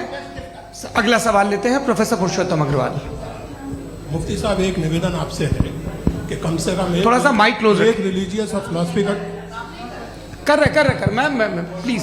एक रिलीजियस और फिलोसफिकल ट्रेडिशन है जो ब्रह्मांड को यानी यूनिवर्स को ही अंतिम मानती है। सर्वम खलु इदम ब्रह्मम, this is Chandogya Upanishad, and it completely rules out the existence और नेसेसिटी, आपके शब्दों में necessity of a creator. The creation itself is the creator. तो एक मिनट प्लीज। दूसरा जो सवाल आपने अभी जो आप बार बार कह रहे हैं कि भगवान विद्वान भी है, वाइज, सब जानने वाला, तो अगर विजडम में दुनिया भर के पापों और अत्याचारों को बर्दाश्त करना शामिल है, तो फिर इसका मतलब ये हुआ कि अगर मैं फ्री विल से उसको अपोज करता हूं तो ईश्वर की विजडम और मेरी फ्री विल में कॉन्ट्राडिक्शन है। Because when I am opposing whatever is happening in Gaza, then I am opposing the God's will और गॉड्स विजडम। जवाब लेते हैं क्योंकि तो गॉड की विजडम में, एक मिनट सर प्लीज सर, ये एक जुमला, गॉड की विजडम है कि गाजा में जो कुछ हो रहा है वो हो रहा है, मैं उसका अपोज कर रहा हूं, तो मैं गॉड की विजडम के खिलाफ जा रहा हूं। एक सवाल। दूसरा ये नहीं, आपने 2 ऑलरेडी। सर आप और सवाल कर लें, लेकिन मुझे 2 जवाब दे। सर, पहले आपने ये कहा, सुनिए मेरी बात सुनिए। भाई, इजराइल के गॉड के मुताबिक तुम्हारा ठीक हो रहा है ना? नहीं हो रहा है, ठीक नहीं हो रहा है। मैं बता रहा हूँ क्या हो रहा है, आप तशरीफ रखिए, मैं बता रहा हूँ क्या हो रहा है। Late me complete please. एक सेकंड गाइस, एक सेकंड। ये देखिए, ऐसा है कि ये सब बड़ा आपस में विचार विमर्श के बाद ये तय हुआ था कि कुछ नियम बना लिए जाएं ताकि एक टाइम बाउंड बातचीत चले। और भाई साहब, आप बड़ा जरूरी काम कर रहे हैं, लेकिन कैमरे के फ्रेम में आके उस काम को गड़बड़ कर दे रहे हैं। ठीक है गुरु, अब मेरे को कहीं का गुस्सा कहीं निकालना था, सॉरी। नहीं, कोई गुस्सा नहीं है जी। तो प्रोफेसर ने सवाल पूछे, आप उनके जवाब दें, और थोड़ा ये सब लोग थोड़ा ख्याल रखें भाई, सवाल संक्षिप्त रखें जी। आपने 2 सवाल किया। सबसे पहला ये कहा कि हमारे पास ये कॉन्सेप्ट है कि ये यूनिवर्स खुद नेसेसरी बीइंग है, creation itself is the creator. How irrational is this कि मैं एग्जिस्ट करूंगा बाद में, लेकिन अभी एग्जिस्ट कर भी रहा हूं, यानी एक ही टाइम में एग्जिस्ट भी कर रहे हैं, नहीं भी कर रहे हैं। This is not true. दूसरी चीज आपने कहा कि अगर इजराइल में, सॉरी माफ कीजिएगा, Israel doesn't exist, occupied Palestine में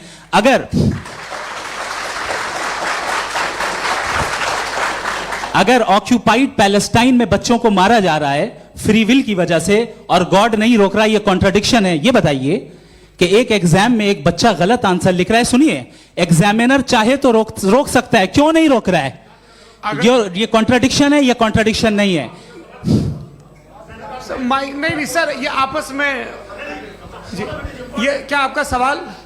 माइक दीजिए। फ्री विल दिया गया है टेस्ट के लिए, अकाउंटेबिलिटी के लिए। अगर फ्री विल नहीं होता तो आप कहते हैं हमें रोबोट बना दिया गया। नॉट मिसरिप्रेजेंट माय पोजीशन, आपकी जो भी पोजीशन, मैं अपनी फ्री विल के नाते, अपने ह्यूमन विजडम के नाते गाजा में हो रही अत्याचार का विरोध करता हूं। बिल्कुल करना चाहिए। के हिसाब से मैं गॉड की विजडम का विरोध कर रहा हूं? बिल्कुल नहीं, जो हो रहा है गॉड, बिल्कुल भी नहीं, बिल्कुल भी नहीं। उसका वहां पर गाजा में कत्ल होना ये इंसानों के गलत इस्तेमाल का नतीजा है, फ्री विल के इस्तेमाल का नतीजा है। गॉड इसका हुक्म नहीं देता, उससे रोकता है। यही तो मसला है ना, आपके लिए कॉन्सेप्ट क्लियर है? नहीं भाई, आपने तो बताया था इंजेक्शन लगाने से बच्चे को तकलीफ होती है, ये इंजेक्शन लगा। सर आप ऐसे रेटोरिक स्टेटमेंट दें तब तो कोई मसला नहीं समझते रहेंगे। This is a rhetoric statement, this is not a logical argument sir. I am sorry, I am sorry. आखिरी 30 मिनट बड़े मुश्किल होने वाले हैं जी। मुफ्ती साहब आगे बैठे हैं, इनको माइक दीजिए। हाँ, तरुण माइक आप अपने पास रखिए, आपको कैमरे का फ्रेम पता है जी। सबसे पहले दोनों को मुबारकबाद। एक सर अपना आप नाम बता दें। आप अमेरिका में शिकागो में रहते हैं, इतना मुझे याद है। बताया आपको, यासिर नदीम अलवाजदी मेरा नाम है। जावेद सर, आपसे क्वेश्चन है इन्फिनिट रिग्रेस के ताल्लुक से। एक हाइपोथेटिकल सिनेरियो है, मसलन अगर आप सर माइक थोड़ा सा प्लीज क्लोज रखिए। ओके जी। अगर आप शायर इसलिए हैं कि आपके कोई उस्ताद शायर थे, और वो इसलिए शायर थे कि उनके कोई उस्ताद शायर थे, और इसी तरीके से हम माजी में पीछे चलते चलते चले जाएं और कहीं ना रुके, तो माफ कीजिएगा आप कभी शायर नहीं हो सकते। लेकिन आप शायर हैं, आपका शायर एग्जिस्ट करता है, इसका मतलब ये है कि आप कहीं ना कहीं रुके हैं।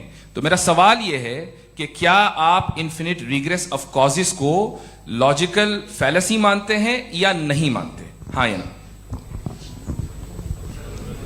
मैं इन्हें लॉजिकल फैलेसी नहीं मानता हूँ, लेकिन मेरा प्रॉब्लम यह है कि जब मैं नहीं मानता हूँ तो I will continue with this logic जो फैलेसी नहीं हो। आप एक जगह रुक जाते हैं जाके, आप कहते हैं ये गेंद कैसे बनी, ये जजीरा कैसे बना, ये समंदर कैसे बना, ये ज़मीन कैसे बनी, और अचानक गॉड पे जाके आपको ब्रेक लग जाता है। एक बार आप सवाल नहीं करते कि भाई इनको बनाने वाला तो इनसे भी कॉम्प्लिकेटेड होगा, वो कैसे बना, उसके बारे में आपने इत्मीनान कर लिया, वो हमेशा से है।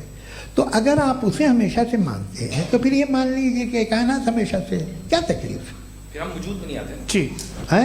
हम मौजूद नहीं। अच्छा सर क्यों नहीं हो मैं सकते? बताऊंगा प्लीज प्लीज। जैसे मैंने मिसाल दी आपके शेर में, आपका शेर कभी वजूद में ना आता अगर शायर इसी तरह चलते रहते हमेशा। जी माइक मेरे ख्याल से एक सेकंड। इन्फिनिट रिग्रेस का कॉन्सेप्ट क्लियर नहीं हो पाया, ऐसे रहने दें, लेट्स मूव ऑन सर। ठीक है, हाँ थोड़ा सा मॉडरेटर का भी ख्याल रखें। नहीं आपने तो रखा है, आपने रखा है। यहाँ पे गौहर रजा साहब हैं, वो भी एक सवाल पूछना चाहते हैं। माइक नीचे से ऑन कर दिए, नीचे। पहले तो ये कह दूं कि मैं उन बच्चों से शर्मिंदा हूं जिनको गजा में कत्ल किया गया, क्योंकि हमारे होते हुए कत्ल किया गया। लेकिन उससे ज़्यादा शर्मिंदगी इस बात से हुई कि मुझे लगा कि मुफ्ती साहब उसको जस्टिफाई कर रहे हैं। बिल्कुल भी नहीं, आप बहुत ही गलत मुझे बात लगा मैं गलत हो सकता हूं। बिल्कुल गलत मैं है। सवाल पूछ रहा हूं, सवाल मैं देखिए, सवाल अगर पूछ रहा हूं। एक मैं सेकंड, जावेद भाई गौर से साहब, एक डिसएग्री सेकंड, करता गौर साहब, हूं। एक सेकंड देखिए, अगर देखिए ऐसा एक सेकंड आप सर वेट अरे आप कुछ मेरे पहले मुझे अपनी बात कह लेने दीजिए। अगर ऑडियंस तय करेगी तो फिर मॉडरेटर का मतलब नहीं। मेरा आप सबसे ये कहना है, ये बहस दो लोगों के बीच में है, एक तरफ मुफ्ती साहब, एक तरफ जावेद साहब। पिछले 1.5 घंटे से ये लोग अपने अपने तर्क रख रहे हैं। आपकी इनसे इत्तेफाकी हो सकती है, ना इत्तेफाकी हो सकती है। मेरे उस्ताद मुझे सिखा गए हैं कि मुखामुखम में असहमति की गुंजाइश बची रहनी चाहिए। अगर मैं आपकी बहुत इज्जत करता हूं गौहर साहब, आपने जो कमाल की किताबें लिखी, साइंटिफिक टेम्परामेंट, लेकिन मेरी ये गुजारिश है आप सबसे कि यदि आप इन लोगों ने जो बोला उन पर टिप्पणियां करेंगे तो ना वक्त की पाबंदी रहेगी, ना वो अनुशासन। आप सवाल पूछ लें, उस सवाल में जो बात आ जाए वो आ जाए। मैं जावेद साहब से डिसएग्री करता हूं, इसलिए जावेद साहब से सवाल पूछ रहा हूं। आपका सवाल जावेद अख्तर साहब से। और सवाल ये है मेरा कि जावेद साहब ने कई बार लॉजिक का इस्तेमाल किया कि साइंस में लॉजिक है और रिलीजन में लॉजिक नहीं है। मेरा ख्याल ये है कि रिलीजन में भी लॉजिक है, लेकिन उस लॉजिक की बेसिस ये है कि आप रुक जाते हैं, जिसका जिक्र जावेद साहब ने बार बार किया, यानी खुदा के तसव्वुर पे आते हुए, गॉड के तसव्वुर पे आते हुए रुक जाते हैं। और इसमें सवाल पूछना मतलब फॉरबिडन होता है। सवाल यह है कि क्या जावेद साहब इससे एग्री करते हैं कि साइंस की लॉजिक अलग है और रिलीजन की लॉजिक अलग है? बताइए सर। देखिए, 3 चीज़ें हैं, साइंस है, एक है मंतिक है, इस्तिदलाल है, और एक जो है कुछ भी नहीं है, फेथ है, अकीदा है। मैं अकीदे की लॉजिक का कायल नहीं हूँ। मुझे आप इस्तिदलाल से, लॉजिक से, रीज़न से समझाइए, मैं मानने को तैयार हूँ, मेरा क्या नुकसान होगा। लेकिन ये कि अकीदे पे मैं नहीं जा सकता हूँ। अकीदे का मतलब है कि तुम ये मान लो, सवाल ना करो, ये नहीं। आप सारी बातें करके, बड़ी साइंटिफिक बातें करके एक जगह जाके खुदा के वजूद पे रुक जाते हैं, सरेंडर कर देते हैं। मैं सरेंडर करने को तैयार नहीं। That's all. जी, ये आगे सर बैठे हुए हैं, इनको माइक दीजिए। भाई वो आप पूछना चाह रहे थे ना भाई? हाँ, नहीं मैं ये थैंक यू जी। आपका नाम? आसिम इफ्तिखार। आसिम जी, पूछिए। सर, जावेद सर से सवाल है कि आपने माइक थोड़ा करीब है। अपने क्लोजिंग स्टेटमेंट में ये बात कही थी कि मज़हब का जो फ्यूचर है वो ज़्यादा दिन नहीं जाने वाला है, लेकिन मैं देख पा रहा हूँ कि जो ऑक्सफोर्ड यूनिवर्सिटी की एक स्टडी है 2011 में हुई है, जिसके 50 एकेडमिशियंस ने इसको अंजाम दिया था, उसमें वो ये कहते हैं कि जो फेथ इन गॉड है वो इनबिल्ट है ह्यूमन नेचर के अंदर, जिसको हम कहते हैं फितरत के अंदर शामिल है वो। और वो ये कहते हैं कि अगर कोई ये समझता है कि मज़हब को वो ख़त्म कर देगा तो ये उसकी गलत फहमी है। तो आप इसके बारे में, इस स्टडीज़ के बारे में क्या कहते हैं? ठीक है, मैं उनसे एग्री नहीं करता हूँ। वो कौन से प्रोफेसर होंगे? ऐसा उनके क्या पास डेटा है, इन्होंने डेटा के बेस होगा। डेटा क्या हो सकता है? फ्यूचर का डेटा तो नहीं हो सकता ना उनके पास। प्रेजेंट का डेटा हो सकता है। डेटा आपने सुना 100 साल पहले का बाद का डेटा, मैंने तो नहीं सुना आज तक। तो आज उनकी ये राय है और होगी राय, ठीक है। दुनिया में तरह तरह की राय है लोग, लेकिन मैं समझता हूँ कि वक्त के साथ इंसान ज़्यादा से ज़्यादा रीजनेबल और लॉजिकल होता जा रहा है। आज आप देखिए वेस्टर्न यूरोप में क्या परसेंटेज है नॉन बिलीवर्स की, बहुत हाई। वहाँ चर्च खाली पड़े होते हैं। तो अल्टीमेटली तो इंसान कोई ऐसी बात बहुत अरसे तक नहीं मान सकेगा, चाहे गलत या सही, जो उसे उसके दिमाग को, उसके जहन को, उसके लॉजिक को अपील न करे। वो कह रहे हैं तो ऑक्सफोर्ड के होंगे, तो कैम्ब्रिज के होंगे, तो मुझे क्या लेना देना। उनका डेटा मुस्तकबिल का नहीं हो सकता है। जी दीपक, हाँ पूछिए। मैं आऊँगा, अभी पीछे की साइड भी आऊँगा, माइक वहीं भेजूंगा 2-3 साल के लिए। जी जावेद साहब, आपसे सवाल है। नमस्ते। अरे भाई सर, अगर आप ही लोग तय करना है तो फिर 200 लोग तय कर लें। ये एक साहब पूछ नहीं रहे सर, हैं। Please don't do this sir. Everybody has a right sir, but we can only take selected questions. No no sir, अरे ये भाई, यंग लोग आराम भी से। हैं तो इनकी ये अब बात उतने यंग, सुनिए। भाई आप यंग हैं कि नहीं हैं? एक मिनट, वो कह रहे हैं वो भी आइए, यंग हैं पूछ रहे हैं ना साहब। भाई। आप उनकी नौजवानी पर दावा उनको ही करने थे। हाँ मुफ्ती साहब, आप यंग, हाँ पूछे। अरे भैया सर, मेरा सवाल ये है। कुछ इनसे भी तो पूछो। जी हाँ। नहीं, बस आपसे एक सवाल है। जैसे थीस्टों के पास अपने जो ईश्वर को मानते हैं, उनके पास अपने सोशल गेट टुगेदर्स हैं। 5 रोज़ आज क्रिसमस आने वाला है, होली है, दिवाली है, ईद है। एथिस्ट क्या ऑफर कर रहे हैं? मतलब मैं इनकी दुकान से बोरूं, मैं आना चाहता हूं उस तरफ, पर मैं अट्रैक्ट नहीं हो पा रहा हूं। मैं सोशल गेट टुगेदर्स क्या है आपके पास? वो ये कह रहे हैं कि जो धार्मिक लोग हैं, अलग अलग धर्म के लोग, उनके उत्सव त्योहार कॉन्ग्रेगेशन बहुत हैं। अब आपको मैं एक सुनाता हूँ, यहाँ हिस्टोरियन भी बैठे हैं। मृदुला जी, आप बताइएगा सही है कि नहीं। ये एक कॉन्स्टेंटाइन, एक ग्रीक रोमन बादशाह था, जो क्रिश्चियनिटी आने के 400 साल बाद उसने डिसाइड किया कि मैं क्रिश्चियन हो जाऊंगा, मेरी पूरी स्टेट कैंसिल हो जाएगी। उस जमाने में ऐसे ही होता था, राजा जो धर्म इख्तियार करता था वो जनता भी कर लेती थी। इसलिए कि वो हो गया था बैंकरप्ट, और उसे जो मेडिटेरियन कोस्ट के रिच क्रिश्चियन वो थे मर्चेंट, उससे पैसा चाहिए था। तो उसने कहा यार क्रिश्चियन हो जाओ। तो उसने अपने वजीर से कहा कि भाई ये हिस्ट्री है कि अब हम लोग क्रिश्चियन हो जाते हैं। पहले सर हो जाएंगे, कोई प्रॉब्लम नहीं है, लेकिन एक प्रॉब्लम ये है कि 17 दिसंबर से 25 दिसंबर तक जो पेगन फेस्टिवल होता, जो पेगन्स थे वो लोग, जो फेस्टिवल होता है वो बंद हो जाएगा, इसलिए कि हम क्रिश्चियन हो गए तो होगा नहीं। तो वो बच्चों को बहुत बुरा लगेगा, पब्लिक को बहुत इंजॉय करते हैं, खासतौर से 25 को मेन डे। उसने कहा हाँ ये तो सही कह रहे हो, ये जीसस क्राइस्ट की पैदाइश कब थी?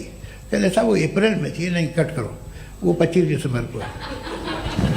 ये हकीकत है जी। और 400 साल बाद क्रिश्चियनिटी के अप्रैल से दिसंबर ले आए, और इसलिए कि यहाँ पेगन फेस्टिवल होता था। अब मनाते हैं आप आराम से। ये जो सारे फेस्टिवल हैं, ये रिलीजन से, हर एक को एक इंटरटेनमेंट डिपार्टमेंट चाहिए होता है अपनी कंपनी चलाने के लिए। तो ये रिलीजन ने, ये सेकुलर त्योहार थे जिन्हें रिलीजन्स ने ले लिया है। ये मौसम के थे, फसलों के थे, किसानों के थे, उसको आपने लेके रिलीजियस रंग दे दिया।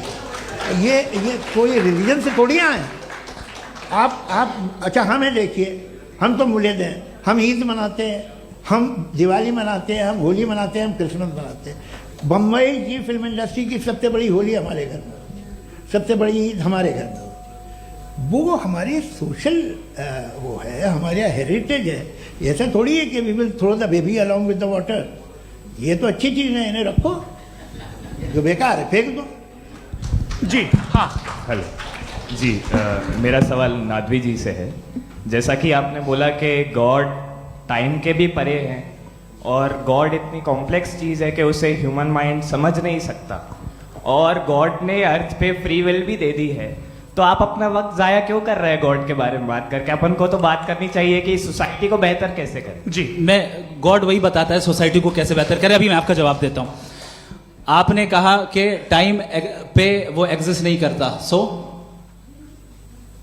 नहीं, मेरा सवाल ये है कि जैसा आपने बोला कि गॉड बहुत ही कॉम्प्लेक्स चीज है। मैंने और कहा ही नहीं कि कॉम्प्लेक्स है, तो आपके अल्फाज हैं। कॉम्प्लेक्स का लफ्ज गॉड के लिए सुइटेबल नहीं है। क्यों? क्योंकि कॉम्प्लेक्स वो चीजें होती हैं जो ऑब्जेक्ट हो। God is not an object जिसको आप इंस्ट्रूमेंट के जरिए लेबोरेटरी में जाके टेस्ट करें, oh it's very complex. No, वो कोई कार का इंजन नहीं है। मेरा वो सवाल फिलोसॉफिकली नेसेसरी बीइंग ऐसी बीइंग है जो सिंपल बीइंग है। हाँ, आप उसको मुकम्मल तौर पे उसकी तमाम हिकमतों को जान ले और हर चीज को जान ले, ये पॉसिबल नहीं है, क्योंकि वो ऑल वाइज है, आप ऑल वाइज नहीं है, और वो खुदा है, वो आपको सारी चीजें बता दे, ये जरूरी नहीं।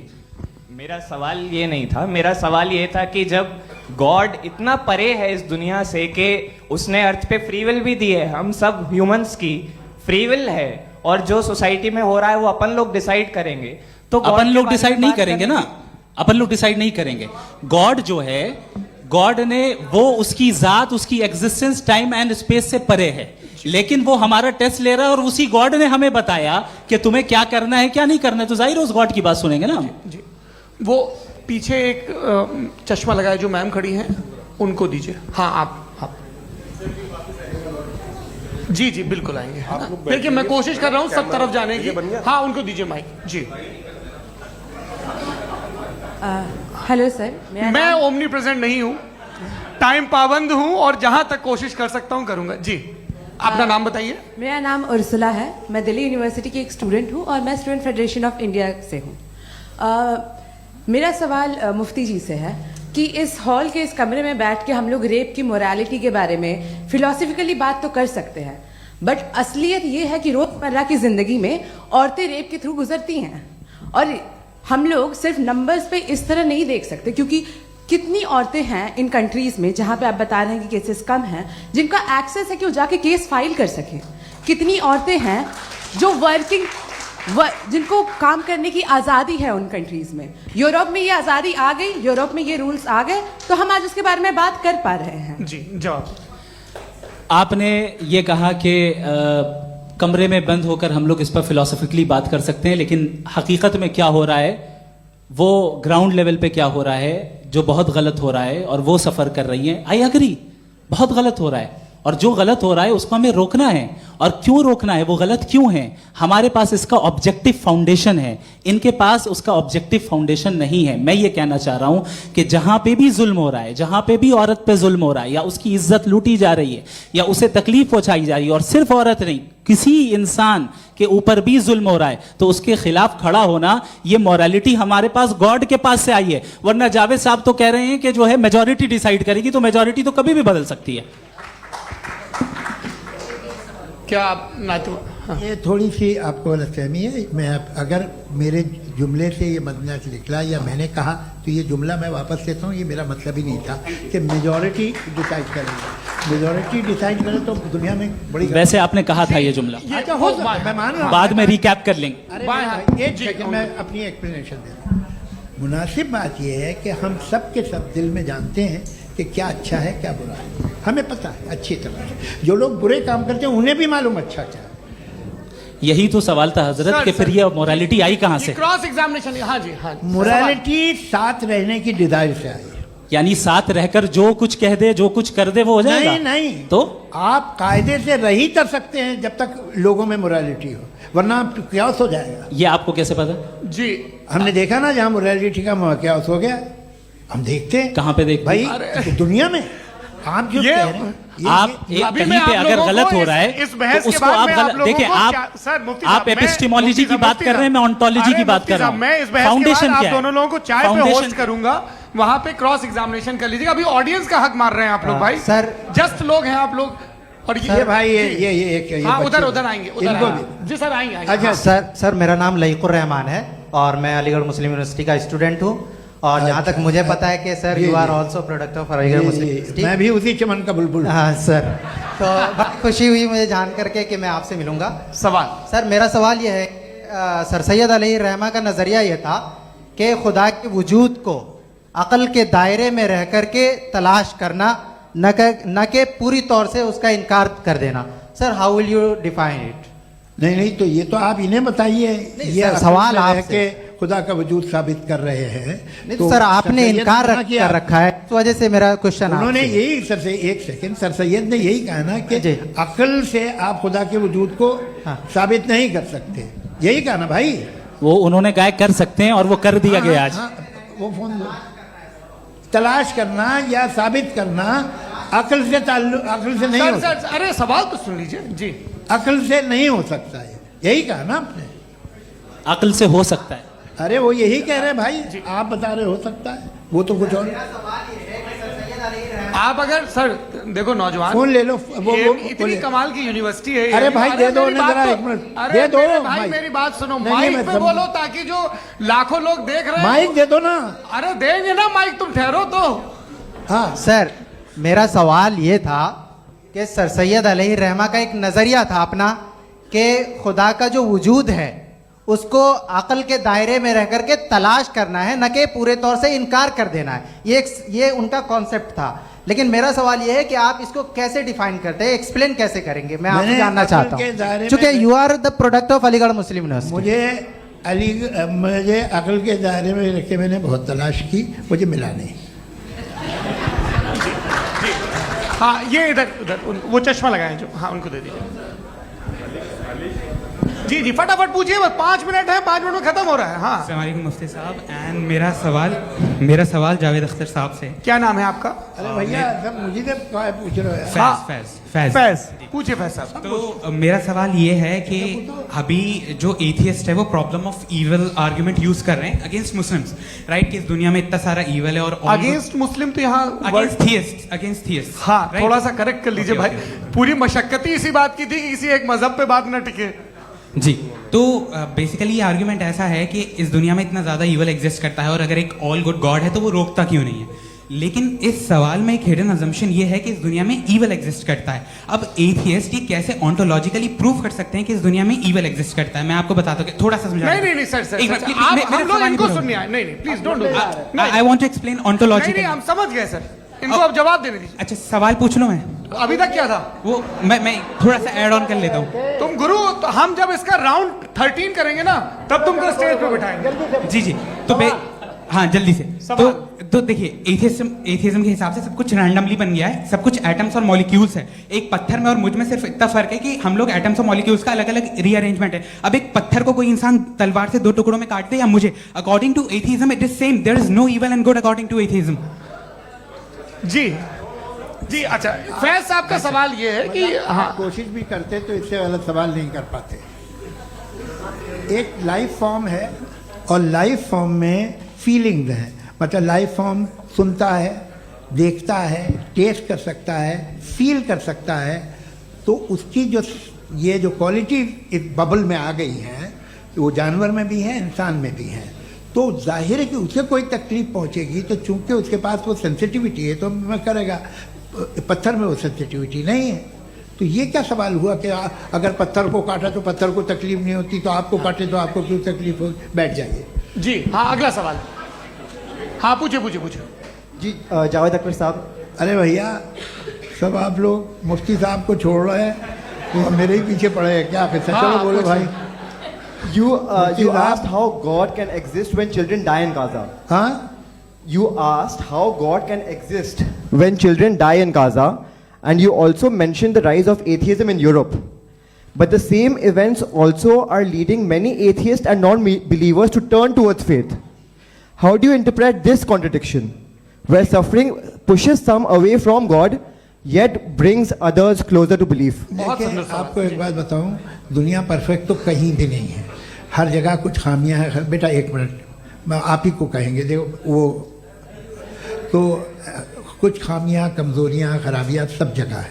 लेकिन अगर देखोगे ईमानदारी से कि दुनिया सबसे ज़्यादा महज़ब कहाँ है, एक आम शहरी को कहाँ हुकूक हासिल हैं, वो बोल सकता है, अपनी मर्ज़ी से काम कर सकता है, अपनी मर्ज़ी से राय दे सकता है, हुकूमत के ख़िलाफ़ बोल सकता है, बरसरे इक़्तिदार लोगों के बारे में बोल सकता है, सरमायादारों के ख़िलाफ़ बोल सकता है। तो आपको ये स्कैंडिनेवियन कंट्रीज़ में मिलेगा, वेस्टर्न यूरोप में मिलेगा। मैं नहीं कह रहा वो परफेक्ट है, बिल्कुल नहीं, वहाँ बहुत ख़राबियाँ भी हैं, परफेक्ट तो कोई।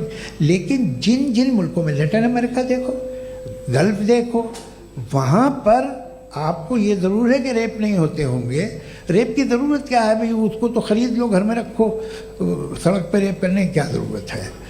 मगर सुनिए, मगर हकीकत ये है कि वहाँ शख्सी आज़ादी राय देने की, बोलने की नहीं है।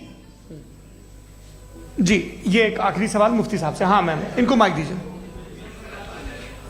शुक्रिया। मेरा नाम मनीषा है, मैं हरियाणा से आई हूँ। मैं मुफ्ती साहब से एक बात पूछना चाहती हूँ। आप बार बार जावेद साहब को कॉन्ट्राडिक्ट तो कर रहे हैं कि आपने ये कहा, लेकिन आप भी अजम्पशंस के बेसिस पे बात कर रहे हैं। आपने खुदा के होने का कौन सा प्रूफ पेश किया है खुदा की एग्जिस्टेंस का?